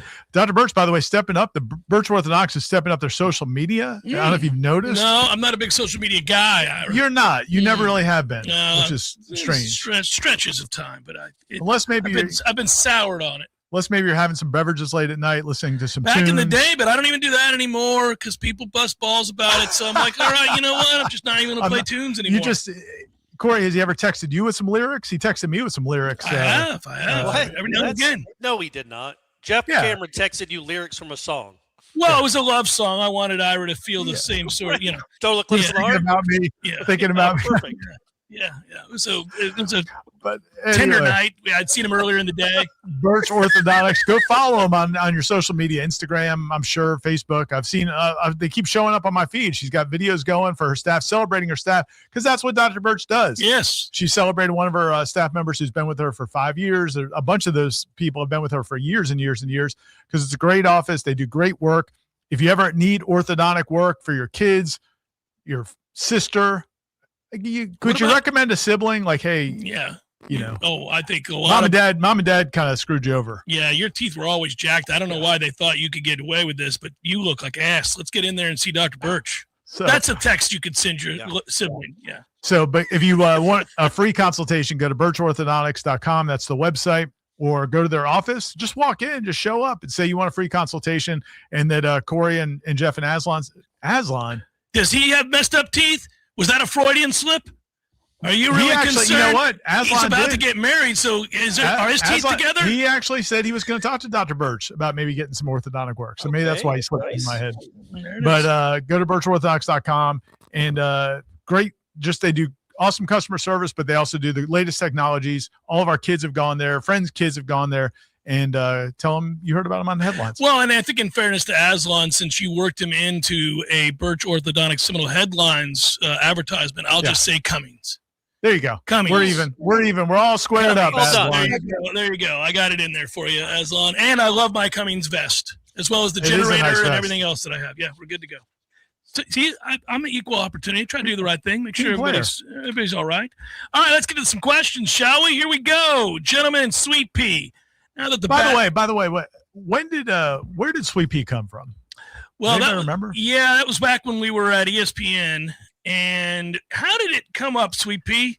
I think you I just called made you Sweet Pea and it pissed you off. And I then think you just made fun of my stature, maybe, and thought it was a cute little nickname, like a pet name, like Sweet Pea. Yeah. Well, I don't know if it was that condescending. It was said in jest and with love, but I know it bothered him, and then the audience could tell it did, so they started calling him Sweet. Yeah, that's how it works. You can't show. Because I've told you time and again, my nickname is Hardcore. Yeah, and then I said, "Okay, Sweet Pea," and then that's how it happened. You did laugh, even though, of course, apparently deep down it hurt. But fine. there you go. Let's go. Have to cover the pain. Gentlemen and Sweet Pea, now that the bats have warmed up, will Miles Bailey blast a prodigious dong tonight? And if so, how long will it be? Yay, sausage. Okay, Tyler. What do you think, Corey? You know, the thing with Miles is, as good as hitter as he is, and he's awesome. He is the best power hitter they've ever had. He's the best power hitter anybody's ever had. This is unnatural what this kid does. Anytime he lifts the ball, it goes over the fence. Even if he misses it almost completely, it goes to the track. It's ridiculous. I want to see him hit 98 because the 2 home runs he hit on Saturday were off changeups. He blasted one 450 feet. The other one was 428 because, of course. What would he do if he squared up a 98? How far would it go? 500 feet? Would they be able to measure it? Like, that's what I want to see, is because he's going to see a lot of heat tonight, I would think. He's going to see a lot of velocity. He has to show he can hit it. And hopefully he gets just the foot down just really early and yanks one down the right field line that lands in the river. That's the thing. Very few of them are like down the line. Usually it's, Well, he can hit plenty of oppo. And, he's – the one off the tent was something to behold. Last year, was it the ACC tournament? Did he hit the one that was the fastball out of that stadium that was, I mean, still hasn't landed 460? Yeah, it might have been more than that. Yeah. I just remember because if memory serves, it was the former Miami Hurricane that later played with the Marlins. Gabby Hernandez, right? Or Gabby, he's the one that was doing the game, right? Yeah, and he made me laugh because this is the game recognizes game. He went, ooh. That was his call. He went, ooh. He was taken aback by how hard that ball was hit. And then he kind of chuckled. So that was his analysis. If Miles hits one tonight, I'm going to set the line at 422. 435. Oh, okay. Go. All right. I'm going to say 450. It also, like, who's measured it? Do they even have stuff like that at that Jacksonville place? Who knows? Is it even going to be broadcast? But I would say if he gets a hold of a fastball, that's all I want to see. Him turn around in 99, and let's see how far it can go. You just asked if it was going to be broadcast. I want to clarify. Someone said in the chat that because I said it was streaming, they said SEC Plus is actually on YouTube TV, which I have YouTube TV. I don't think I get any of these streamed ones. Like I don't get the ACC Network Plus games. Like all I get is the ACC Network. But I also have Hulu. I think buddy, Hulu's got it. You got to step up your game. What's going on around here? Kim's got to get on it. Kim's got to get on it. I'm too old to be figuring out. He's blaming the wife for his lack of television access. No, you can get it. I'm going to be watching it tonight. If you want to swing on by, watch the game, my TV will have it up. And it'll be 100 inches of just glory right there, buddy. Good point. All right, back to the questions. What was the question? Oh, home runs. Jeff, you and Tom got me watching baseball with your enthusiasm for this team. My question is, do you think the pitching and picking up the ball on this team is good enough to win it all in Omaha? Will the hitting be enough? The question, I'm not criticizing you, Panama Noel, but I do want to put this out there. Baseball is so much different than football and even basketball to some extent. Like, you can be an elite team, and it's still very difficult to project that they're going to win the College World Series. I mean, a lot of things have to happen. Yeah. Are they good enough to get to Omaha as currently constructed? Yeah, I think they're good enough. Don't know if they will, but they're good enough. I do think they've got holes that will get exposed the more frequently you play good teams. So, they're going to have to fix that. Somebody pointed it out in the chat, and they're exactly right. Up the middle, they're not real good. They're pretty average. They're bad at catcher defensively. Shmela, if he's going to keep hitting, great, but he's not a good defensive catcher. Carnes is terrible. And then, obviously, we just got done talking about Fisher. They're not good up the middle, and that usually comes back to bite you. So if I was going to point to something that I'm worried about, that'd be it. I kind of feel like them, though. I feel like this team, it would be a real disappointment if they didn't make it out of a regional. And then you get into Superman, it's a coin toss. I mean, really. Win it all. This is not a team I would predict to win it all, but I wouldn't say they have a zero chance because they have some nice pieces. Yeah, they do. They have, probably at least the most prodigious dong hitter in the country at first, and that helps because, look, he's going to be pitched around a lot, but that's a base runner. It's always good to have traffic, and I do think I do believe in these freshmen. By the time May comes around, I think there's a chance that Paulino and Stutzer are both major league players. Now they're young and they got a lot to prove, but it's good to have that kind of in your lineup. So you have some things that other teams don't have. And look, it is college baseball. Every team has holes. Every team, like NC State, clearly has a hole. Their Sunday pitching was non-existent. You have a good Sunday starter. He's not incredible. He's not an ace, but who does have a game 3 starter? Nobody. Your starting pitching is good enough that you should be in every series and in every game. And you have some guys that can run into it. Braden Dowd, really good leadoff hitter. Paulino, we just talked about. I think there's a lot to like. Defensively, it's tough at times up the middle. Luckily, you got a pitching staff that strikes out a lot of guys. So that cuts down the balls put in play by half. So just go field most of them. By the way, how about the work our guy Paul Maneri did at South Carolina? I mean, what he's fired in less than a year and a half. That's unbelievable. In South Carolina, can you imagine how they're terrible? They're awful. Yeah. And that's a program that was like at the top of the, I mean, they were for, I don't know, half a decade, they were maybe the best team in college baseball. Here's what I want to ask you guys. Jeff, I'm going to ask you, Jeff. Would you rather be a South Carolina baseball fan for the last 40 years? For the last 40 years. I know, right? Yeah. They won back-to-back. Would you rather be a South Carolina baseball fan since 20 years old, or would you rather be a Florida State baseball fan? No, I get it. No, I've always been with you on this, Corey. We've echoed this as well. As much as I would love for Florida State to win the elusive national title, it is the lone trophy that is not in the case, and it happens to be the biggest one. They've won everything there is to win. They've been dominant. They're one of the blue bloods of the sport. They have Hall of Famers and Golden Spikes Award winners, and they've produced en masse a ton of major league talent. They've done everything there is to do except for win that trophy. And I get it. It is maddening. It sucks. I mean, Coastal Carolina's got a title. There are slapdicks all over this country that have a title in college baseball. Was it San Jose State that year? Whatever it was. Fresno State, same damn thing. Pacific, but, you know, it's one right. I mean, it's ridiculous. But would I trade, fandom and love and loyalty from Florida State baseball to be a Fresno State fan because they have a national title?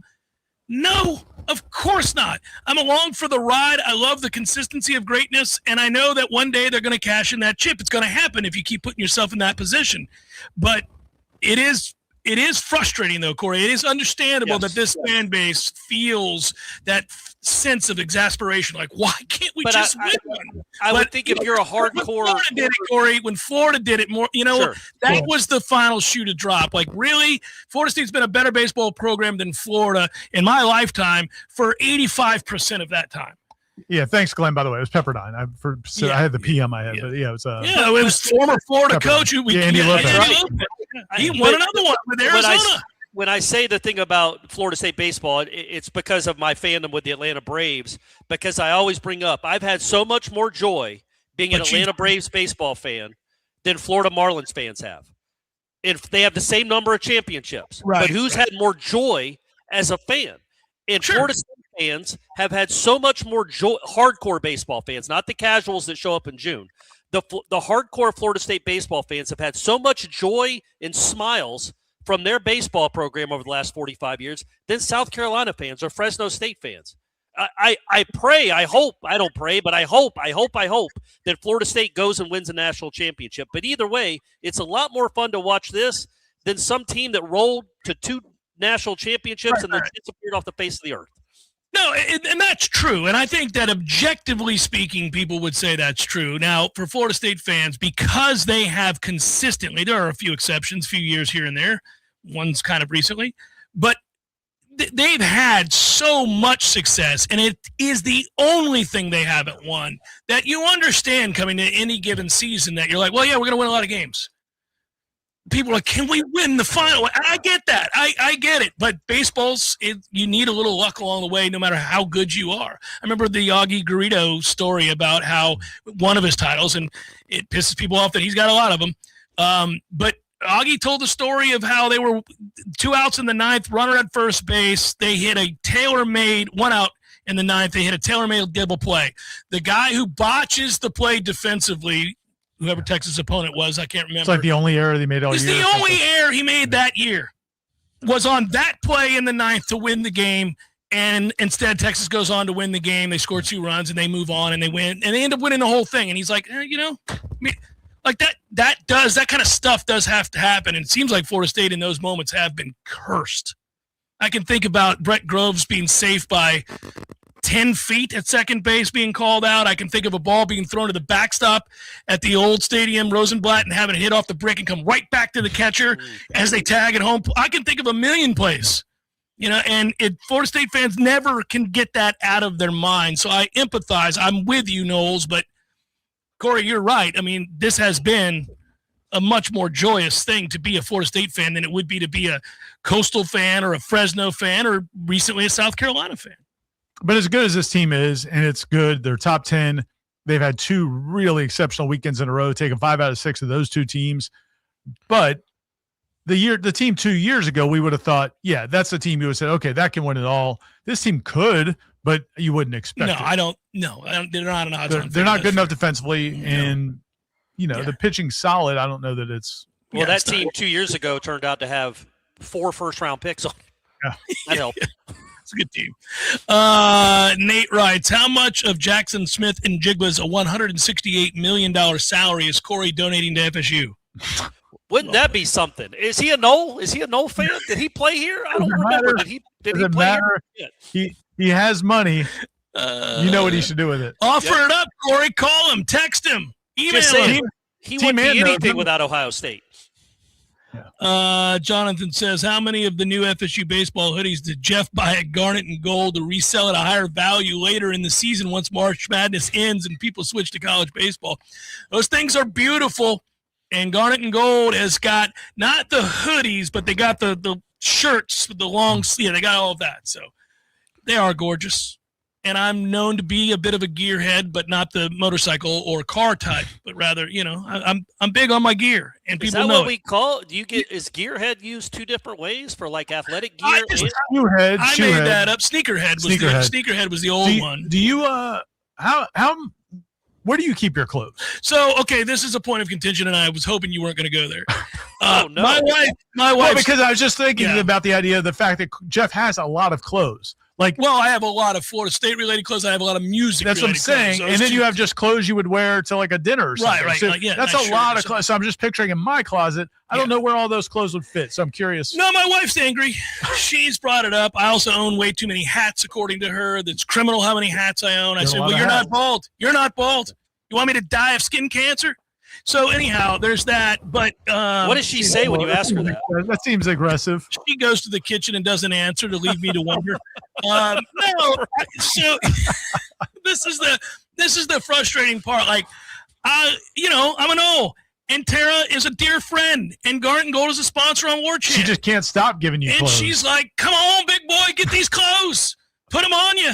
So that the world can see how nice they are and they'll come purchase. It's a wonderful symbiotic relationship. I want those clothes. We have a working and business relationship with Garnet Gold to boot. The gear is gorgeous. She's an awesome person. We're friends to boot. Why wouldn't I constantly have that stuff? And so here's the thing. I do go get it. And when I bring it through the door, she's like, "You going to put that hoodie next to the 17 that are in that closet right there?" And I go, "I can find a way. There's a place in this house for that hoodie. It's the latest one." Her beef is this, and you guys can solve this for us right now. She says that I refuse to get rid of the other ones. Man, I hear that all the time. You have no She's idea. like, "Jeff, that was a great hoodie, and you got a lot of wear and tear out of that thing. I think you wore it the first time we went to Notre Dame together like 10 years ago, and then you wore it again at this event." She's like, "You wear that shirt all the time. It's got pit stains now, time's up." And she'll like point out how old some of the stuff is, and that I should be kind enough at the very least to hand it to somebody who doesn't have the same sort of relationship with Garnet and Gold that I have. Yeah. And I say, I'll think about it. It's a thought. Which means I'm not going to think about it at all, and it's going to remain in that closet as it should. But I don't know. Should I get rid of it? Should I have a big to-do? Come get your Florida State gear from 97? Corey might have an opinion. He once told one of my daughters to tell me to throw away some of my clothes. Well, you had been wearing a lot of the same stuff. Now that you've lost a lot of weight, you have to get new clothes. But you had been wearing a lot of the same stuff for 10 or 15 years. But I was going to say, Jeff, when you die, he did. It was Jeff. When you die, maybe you could do like what Bobby Bowden did. You could auction off all your hoodies and stuff. People would pay top dollar for that.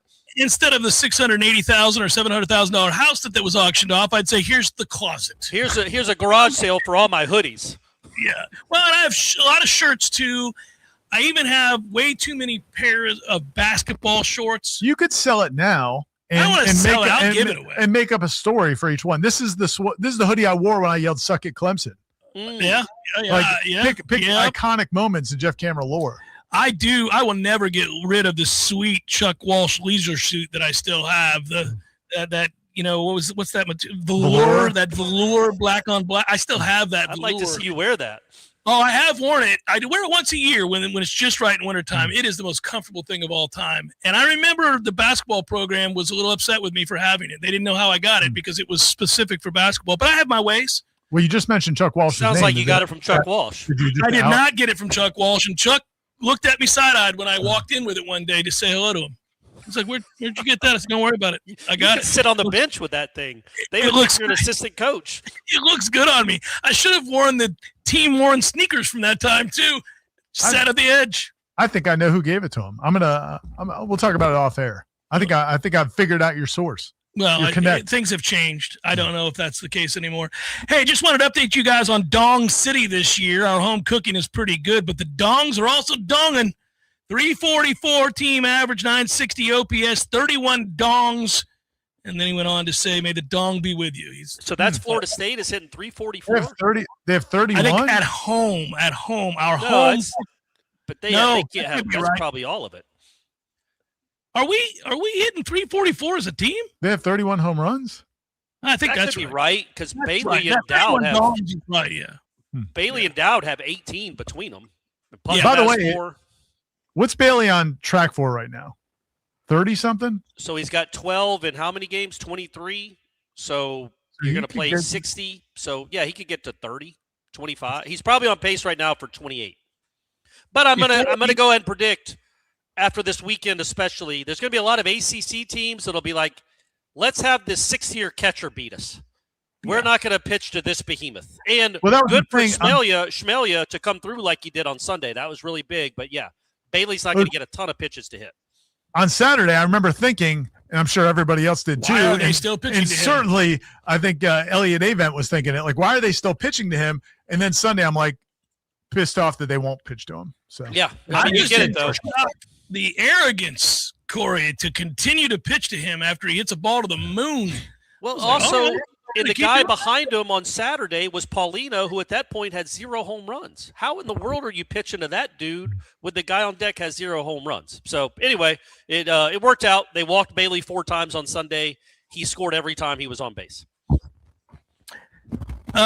Next question. Sorry, I want to get as many as I can here because we got sidetracked by my closet. Are we doing commercials? Not today. Okay. Yeah, all right. good. Is there any answer for the crappy baseball umpires? Maybe since the NCAA is taking their share, they can help pay for full-time professionals. I will say it was a tough weekend for the umpires. It was funny because Friday, it was very liberal. And then Saturday, apparently, because I wasn't watching it, but Corey told me it was kind of tight. Because I was like, how did Beard throw 90-something pitches in 3 2/3 innings? Yeah. So the zone was a little tight. The ump didn't know. The breaking pitch that fooled the hitters was fooling him as well, fairly consistently. And I do believe that happens more in college baseball, obviously, than it does in the pros. If you've got an effective changeup or breaking ball of any kind, the umps get locked up. They just get locked up. Are they we blaming any of this on the catchers? Well, I feel like I've heaped some blame on some of our defensive woes already in the show. I don't know that I want to continue to pile on, but I do think, the umpiring is terrible. It's not as bad as women's college basketball officiating, but it's very, very, very close. And this weekend was abhorrent. Starting with Friday, Saturday wasn't any better. Sunday they had a 3-minute conference. 5 minutes to tell you that a play wasn't reviewable. But they went and reviewed it and then came back and told us. Yeah. That's criminal. That means you don't know the rules. Somebody had to have reached out to them, I don't know, from the home office or what, and said, hey, what are you guys doing? That's not a reviewable play. How are you here umpiring and you don't know the rules? That was also. Do you know the rule that if it's a fair foul that's in front of an infielder, it's not reviewable? It's not reviewable. Why? Agreed, Corey. None of it what makes in the any world sense. since this happened? But you need to know if it is or it isn't. We don't need to spend 5 minutes waiting on you to come out and tell us that we couldn't review it, even though that's what you just did for the last 5 minutes.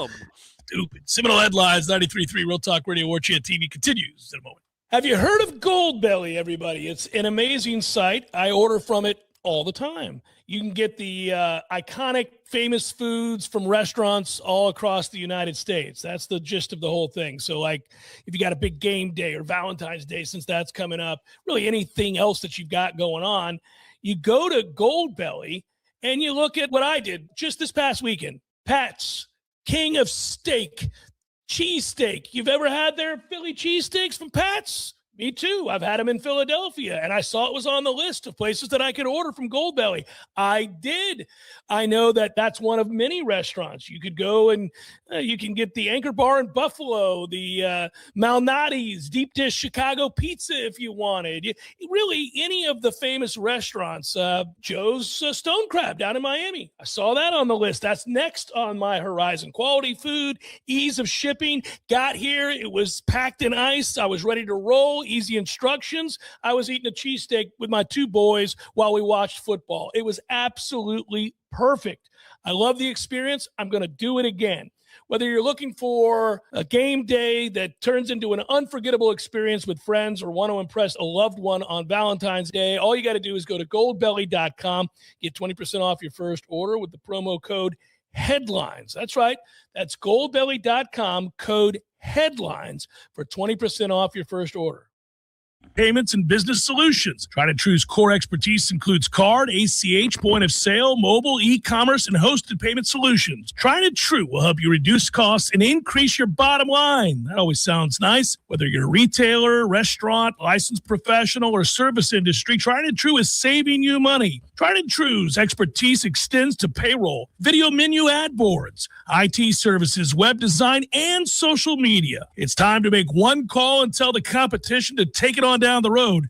Call Don or Joe today at 844-464-6653. That's 844-464-6653. When you do business with Tried and True, they contribute 10% of the net revenue to the battle's end. So go Tried and True today. Call 844-464-6653.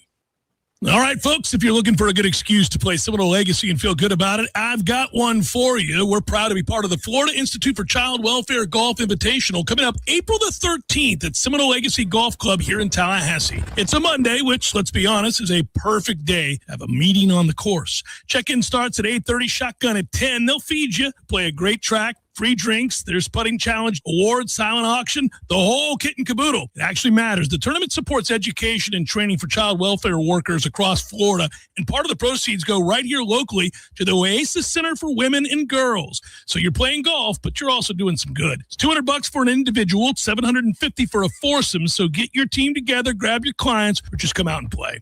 We're proud to sponsor it. I'd love to see some familiar faces out there. Tom Lang and myself will be playing as well, alongside PGA Pro Tom Shea and FSU Hall of Famer Jane Geddes. Come join us and have a good time for a great cause. Register at ficw.fsu.edu/golf. April the 13th, the first ever Florida Institute for Child Welfare Golf Tournament. We'll see you there. Life is stressful. Dinner shouldn't be. That motto is why Register Sausage has been doing business in the Florida Panhandle and Lower Alabama for over 75 years. A proud sponsor of Seminole Headlines, Register Sausage always provides the best Southern smoked sausage to over 140 grocery stores and restaurants throughout the Southeast. Headliners have discovered the Register's difference. You can too. To find a store that carries registers near you or to buy directly, head to registermeats.com. That's registermeats.com. Register Sausage. Yay, sausage! Seminole Headlines returns now. Head to YouTube and search for Warchant TV today to catch the show live or on demand. Now, here's Jeff Cameron, Ira Schofel, and Corey Clark. Rolling on. We'll get to more headliner questions in a second. First, though, I did see Maurice sitting with the animals of Section B over the weekend, obviously celebrating all things Florida State baseball and the glory that was taking 2 out of 3 from a top 10 team. And that reminded me of the deliciousness of Tavello. Was he among the commoners? Oh, he was there animals? celebrating. He was right there with Johnny Mack and the crew. Sometimes he's up there in the suite area. Now, he may have come down from on high. Is it important? But yeah, he wanted to mingle. Right. Yeah. It's an important vendor because you can get Tavello. You can get your delicious Tavello at one of the stands at Hauser Stadium, and we recommend it. And if you don't, if you're not at Hauser, if you don't get it there, go to Tavello, their tap room up in Thomasville, Georgia. Great people. Our buddy Keith Cottrell and his he sent a picture. Yeah, he was up there the other night, and I heard he was snockered. Oh, I bet. Good thing they got help for him. Hours and hours there at Tavello, but no, it was a good night. He had a dinner up there in Thomasville, and that's what you guys could do too. We're part of the Chamber of Commerce, guys. Practically, go up to Thomasville, go to Tavello. All the different varieties they have there. They also have the hard seltzer, but it's just great people, great alcohol. fun times. I like that you pointed at Corey when you brought up the seltzer.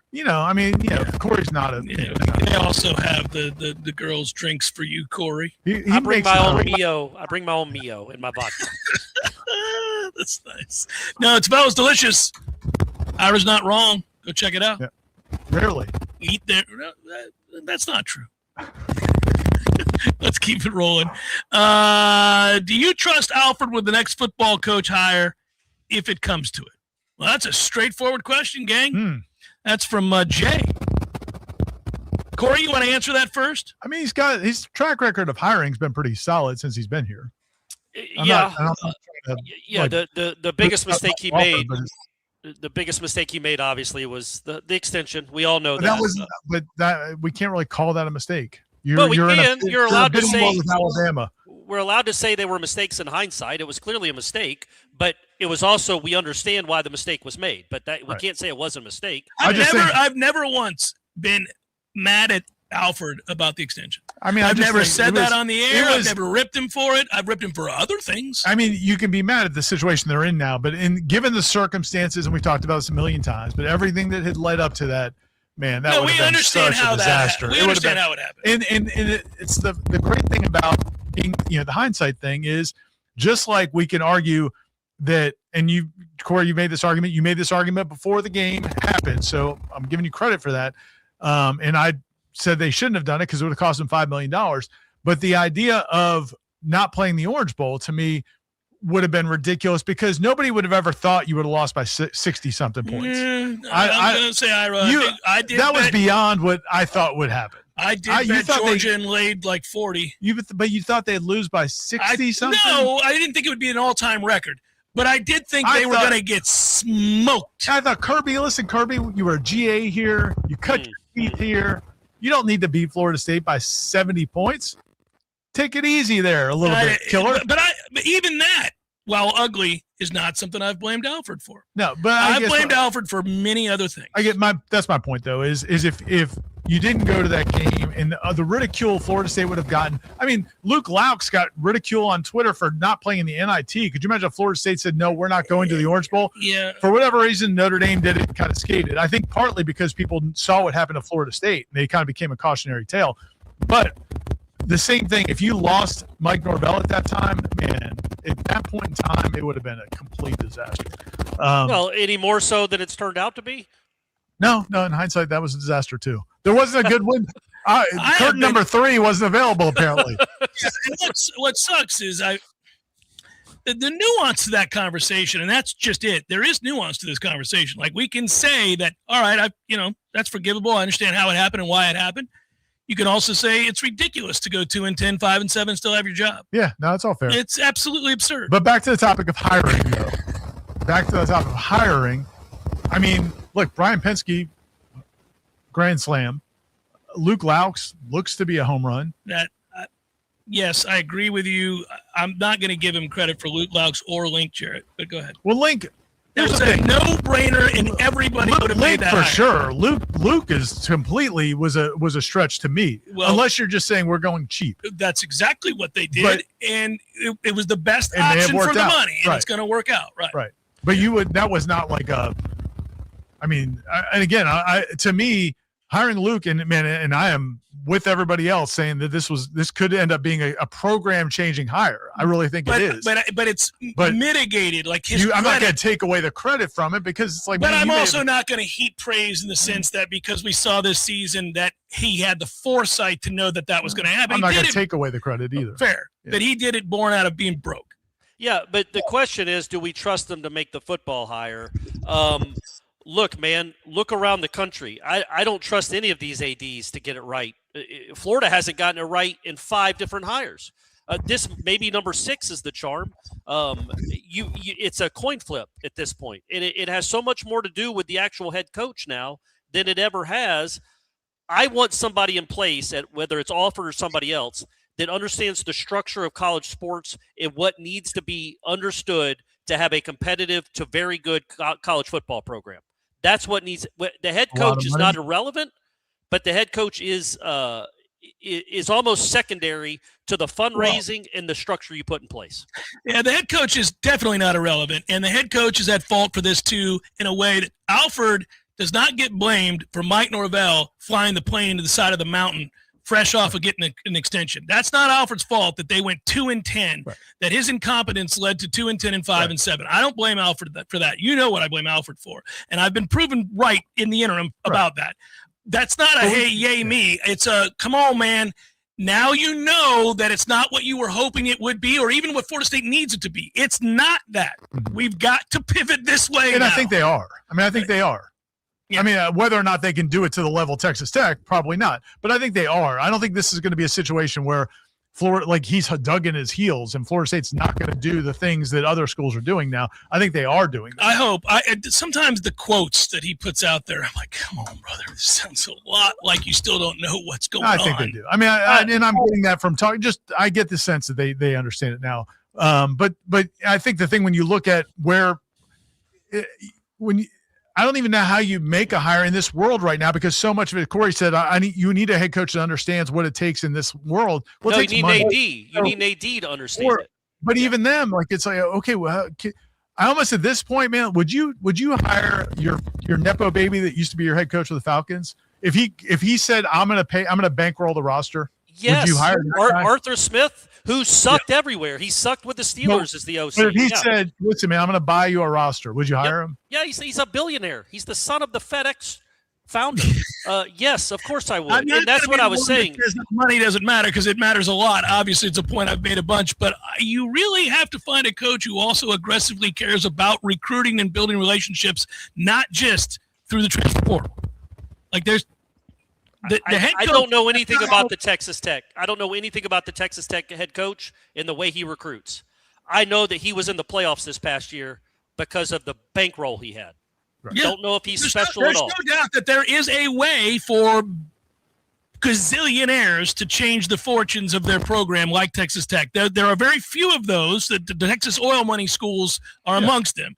But the rest are usually hybrids of, we spend a lot and we understand how aggressive we've got to be in funding NIL above and beyond rev share, but we have coaches who also get recruiting.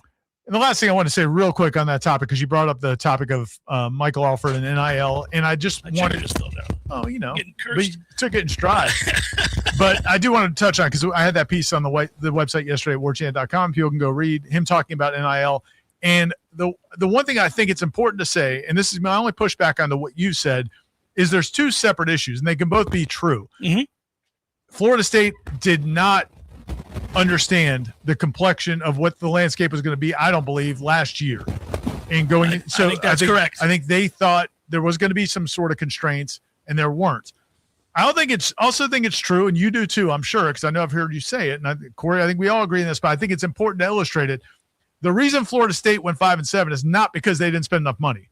That roster, they spent enough money to be better than 5-7. Right, that's on Mike. Right. So 100%. So I just want to, because I think sometimes it gets muddy, because just looking at the response to that article on Twitter and some of the stuff on social media, there are people who blame Alford for the football team stinking, and it's like that's not accurate. Well, and that's why I wanted to push the fact that there is real nuance to this conversation. It's not black and white; it's gray. Alford's made mistakes. I've tried to point those out, and you can agree and disagree, and that's the beauty of this show, and we have these conversations and all of that. But Mike has failed miserably. Right. And what fans get angry about is that he's been allowed to fail to an ungodly extent and didn't get can fired. Keep his job. Right. And while I understand there's a financial component to that too, people are like, what is it you say you do here, Mike Alford? Football's the most important program. It's not close. And you're going to allow this guy over here having back-to-back losing seasons, can't win a road game in 2 effing years. Right. They blame him for that. They say, what are you doing? And I understand. And listen, man, he's at the helm of the ship. And do ships have helms, Corey? At the helm of the ship, yeah. You okay. at the helm. Yeah. Okay, I didn't know what was called the both Corey and I's maritime expertise. Well, I'm a gear, and you guys know I'm a gearhead. So I know all this type of stuff. I know all the gears on a ship. So ultimately, listen, he's at the buck stops with him. Ultimately, in this athletics department, he let Mike Norvell go out and hire Gus Malzahn. However that happened, that's what happened. They brought in Gus Malzahn. It was a one-year thing. It was not a big success. Now you've reversed course again. I'm going to say it wasn't. I'm going to go ahead and limb. Nice. It was not a big success. Finally, somebody had the balls to admit it. Man, I'm glad we finally got you to come. So that was not a rousing success. Then you switch course again to now Norvell's the play caller again, and you made these changes with John Garrett and all the changes they made in the front office. If this doesn't work again, he's done. That's where the people now you look at Mike. Can I clarify something real quick, just because I want to make sure it's understood? I was not saying that Mike Norvell was irrelevant. He is the reason they were 5-7 last year. I was saying a head coach, the hiring of a head coach. There's so much more that goes into it than just, hey, that guy's won places before. Let's go get this right. You've got to get everything right with the next hire. That's all. Man, there's just no escaping it, guys. No matter what time of year we do this show, there's just no getting around. That's how important football is. You're never going to escape it. And it's okay. We know. We get it. Seminole Headlines, 93.3 Real Talk Radio, Warchant TV continues in a moment. Your local news now. One person is injured after their car collided with a Target store early Saturday morning. According to the Tallahassee Police Department, the vehicle hit the store on West Tennessee Street, and the driver sustained serious injuries. Parts of the parking lot were closed because of the crash. This is an open and active investigation, and TPD asks anyone who may have seen the crash to call 850-891-4200. 2 people were injured after a shooting in Tallahassee early Saturday morning. The shooting happened at around 7:56 a.m. at Loyalty Inn, located on North Monroe Street. One man was shot in the hip and another man was shot in the leg. Both have non-life-threatening injuries. This investigation is active and ongoing. Construction for facility upgrades at Thomas County Jail expected to begin in May. Major plumbing issues, lighting outages, door system failures, and roof leaks have made conditions less than livable for the inmates. The first part of remodeling could total around $9 million. This is Rachel Anay with your Real Talk 93.3 Local News Update, brought to you by Macklemore Systems, Tallahassee's go-to Mac store. Check them out online at MacklemoreSystems.com. Now, here's your Tallahassee weather report. Hey there, I'm meteorologist Ryan Gold, and it is a very comfortable afternoon with temperatures in the mid to upper 60s by midday. We don't warm that much more heading into the late afternoon when we'll be hanging out in the low 70s or even remaining in the upper 60s, at least for many. Clouds will increase through today with even a stray light shower possible. There is a better chance for those scattered showers tonight into tomorrow. From the ABC 27 First to Know Weather Center, I'm meteorologist. All right, quick question. When did your garage turn into a storage unit that you don't even remember renting? Like you open the door and it's Christmas decorations from 2007, a broken treadmill, 3 mystery boxes, and 1 rake you swear you bought twice. Yeah, I'm in the same boat. That's why I finally called Southeast Portable Buildings right here in Tallahassee. And listen, these aren't those flimsy, good luck in a thunderstorm sheds. These things are legit, solid, built tough, look great in your yard, and they can actually match your house instead of looking like you lost a bet. You want a workshop, storage, man cave, she shed, a place to hide from your family for 20 minutes? Done. They deliver it, set it up, and in less than a day, boom, I can park in my garage again like an adult. Give Southeast Portable Buildings a call, 850-580-6400. That's 850-580-6400. Or visit them online at Southeast Portable Buildings. Southeast Portable Buildings. Reclaim your house. Life is stressful. Dinner shouldn't be. That motto is why Register Sausage has been doing business in the Florida Panhandle and Lower Alabama for over 75 years. A proud sponsor of Seminole Headlines, Register Sausage always provides the best Southern smoked sausage to over 140 grocery stores and restaurants throughout the Southeast. Headliners have discovered the Register's difference. You can too. To find a store that carries Registers near you or to buy directly, head to registermeats.com. That's registermeats.com. Register Sausage. Yay, sausage! Seminole Headlines returns now. Head to YouTube and search for Warchant TV today to catch the show live or on demand. Now, here's Jeff Cameron, Ira Schofel, and Corey Clark. Timing was impeccable. Back in the saddle, ready to roll. Corey, when did you post the prompt for Facebook? Like 11? I just was checking. Yeah, midnight maybe. Nothing crazy. It was a normal time.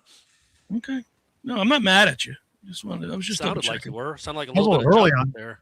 I was earlier than usual on Twitter because we did the Smash as a recorded, which may be a change in format there. We may start doing the Smash as a recorded, which was nice. It was so I had a little time, so I tweeted an earlier time than you did.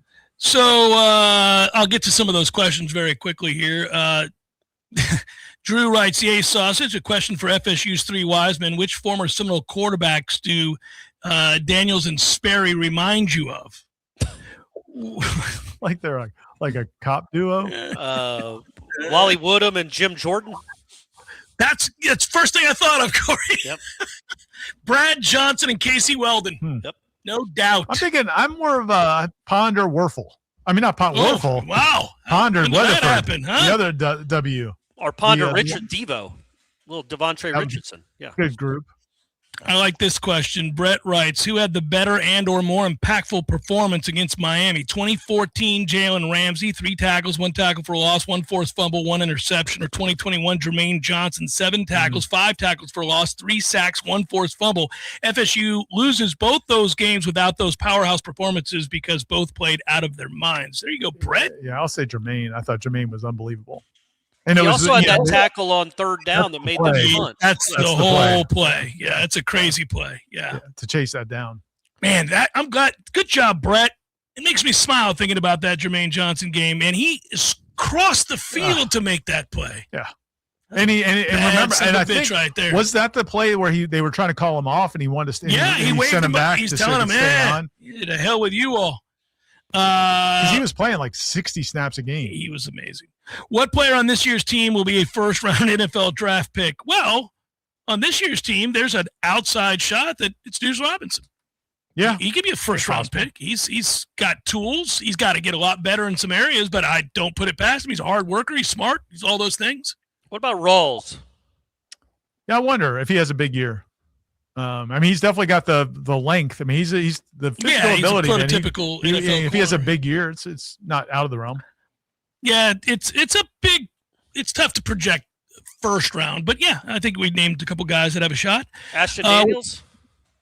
Was anyone else scratching their heads when the pinch hit Williams for Delamolier? When he pinched hit Williams for Delamolier Friday, and where was Sheffield this weekend? Well, Sheffield had gone. Is this Sean, by the way? Yeah. Because I got that text. Yeah. So Sheffield had gone through a bit of a slump. I believe it was like a 1 for 24-ish type thing.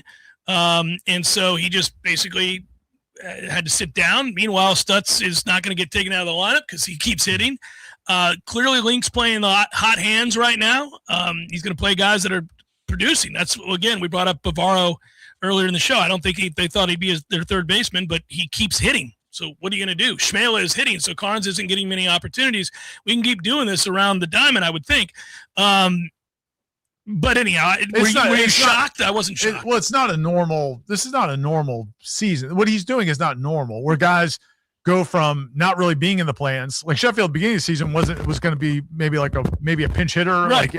And then all of a sudden now he's – one of their top hitters, and then now he's back out of the lineup again. Bavaro, these guys that weren't even a factor early on that, so it has been strange, some of the coming and going. The pinch hitting with Chase to try to bunt, and then then I guess NC State ran the wheel play, so they backed it off, and then Chase ends up striking out. Yeah, wasn't ideal. So didn't go well. But credit to Link though, because I thought after that at bat, well, that's the end for Chase Williams. Like he's not going to play the next day. Yeah, he started the next day, and his first swing is a RBI double off the screen. So credit to Link, man. That kid had really been struggling. He looked horrible in that at bat, and then he comes through and has a really good game on Saturday. I would love to know what happened between that at bat and then the decision to start him the next day. And I know they want to get his bat. They want to get a left-handed bat in, but Kyle wants to know if Issa Torres can play shortstop for the men's team. I knew that was coming. Yes, pretty good. Yes, she probably could hit too. Well, there's no way. Like, look, she wouldn't have enough power to hit a home run, clearly. But there's no way she would be overwhelmed by 98 fastballs, right? Because they can face the equivalent of that, right? And even faster. Yeah. She's going to put the ball in play, and she can make all the plays in the field. Doesn't have a stronger arm than Cal, but probably has more range and is going to put the ball in play. I mean, literally, Issa Torres can move. She's a great shortstop. What do you all foresee as the ceiling for the basketball program over the next 5 years? How big of a story would that be, by the way? If we started her? Anytime ESPN, anytime any team anywhere has a female kicker or something, it's the biggest story in the world. It's a huge. Imagine if Link's like, we're bringing Issa over. That would be it leads Sports Center. It would lead Sports Center. It'd be it's a toughie for Cal. That's it's not. Let's not make it a derogatory towards Cal. It's a celebration of Issa. Let's make it more like a celebration of Issa. All right. You make sure you put your arm around Cal and tell him that. Well, it's about her. But it's not like he would be being replaced by some scrub shortstop. She's the best in the country. She's really good, so he could at least take volunteer you for the job, Corey. You go ahead and tell him. What was the next question? What's the projection over the next 5 years for the basketball program? To the moon, man. I'm all in. All right, to the moon. Yeah, I mean, they seem to have some confidence about how fundraising's going. I like that Luke. That I do. He's. I mean, certainly uber confident. There's just all the things you want to see in a coach. Like, I think that the signs are all there now. Whether or not, as you said, I mean, this team's not going to carry over to next year. You need to build a lot with this team to build on for next year. But all the things you'd like to see, you feel like you saw. They are making strides, Corey. Really quick to say this, that they've got some major money coming in. Like, it's crazy. There's some stuff out there that we're going to be able to detail later on that I'm aware of. But yeah, it's happening. He's engendered some support. Imagine this. Somebody brought this up. It might have been, I can't remember who mentioned it to me, or it might have been you, Corey. But somebody threw out the idea of what if FSU basketball goes and gets like a big time transfer. Because that's never happened. Like, Leonard got transfers, but they were never big-time transfers. Like they go out and get a star of the game, somebody that was an All-American in the SEC. Not even All-American, but just like all-conference, from a Power 4 conference. That would be I think the best one they ever got, and he was a pretty good one, was Tony Douglas, because he was at Auburn. That counts, but that was before transfers was even a thing, really. Yeah. But I would say, look, Leonard Hamilton got this program to where it was perennially a Sweet 16. And he had some real challenges too. Now, he had some real challenges at that time trying to recruit. Florida State, yeah. So if he could do it, I don't see any reason why Luke couldn't get it to a place where it's a perennial tournament team / Sweet 16 caliber team, and occasionally get the right mix and match, and maybe a worldwide pandemic doesn't hit, and you have a chance to get to a Final Four. Yeah, once you get to the tournament, if your team's good, obviously we know that a lot of it depends on matchups. A lot of it depends on whether you play well on a given night. Ask Florida, who's been bounced as a 1 seed and didn't get to the Sweet 16 this year. Really kind of embarrassing, honestly. They should be ashamed of themselves. That's way worse than Florida State. But anyhow, I agree. I think, yes, you just want to be a perennial tournament team, not one that's just sneaking in on the regular, but one that has earned their way in and gets a decent seed and gives themselves a fighting chance to go to Sweet 16s. And I think I do think they're probably on a path to do that. Yeah. All right, say goodbye, boys. That's it. Peace out, everyone. Love you. This was fun. We were doing such a good job. We had another 2 hours, guys. Can we just tell Corey to log off and you and I keep doing this? We just keep talking? Corey already logged off. He's like, I'm running for the hills before they volunteer me. Goodbye, Ira. See you, man.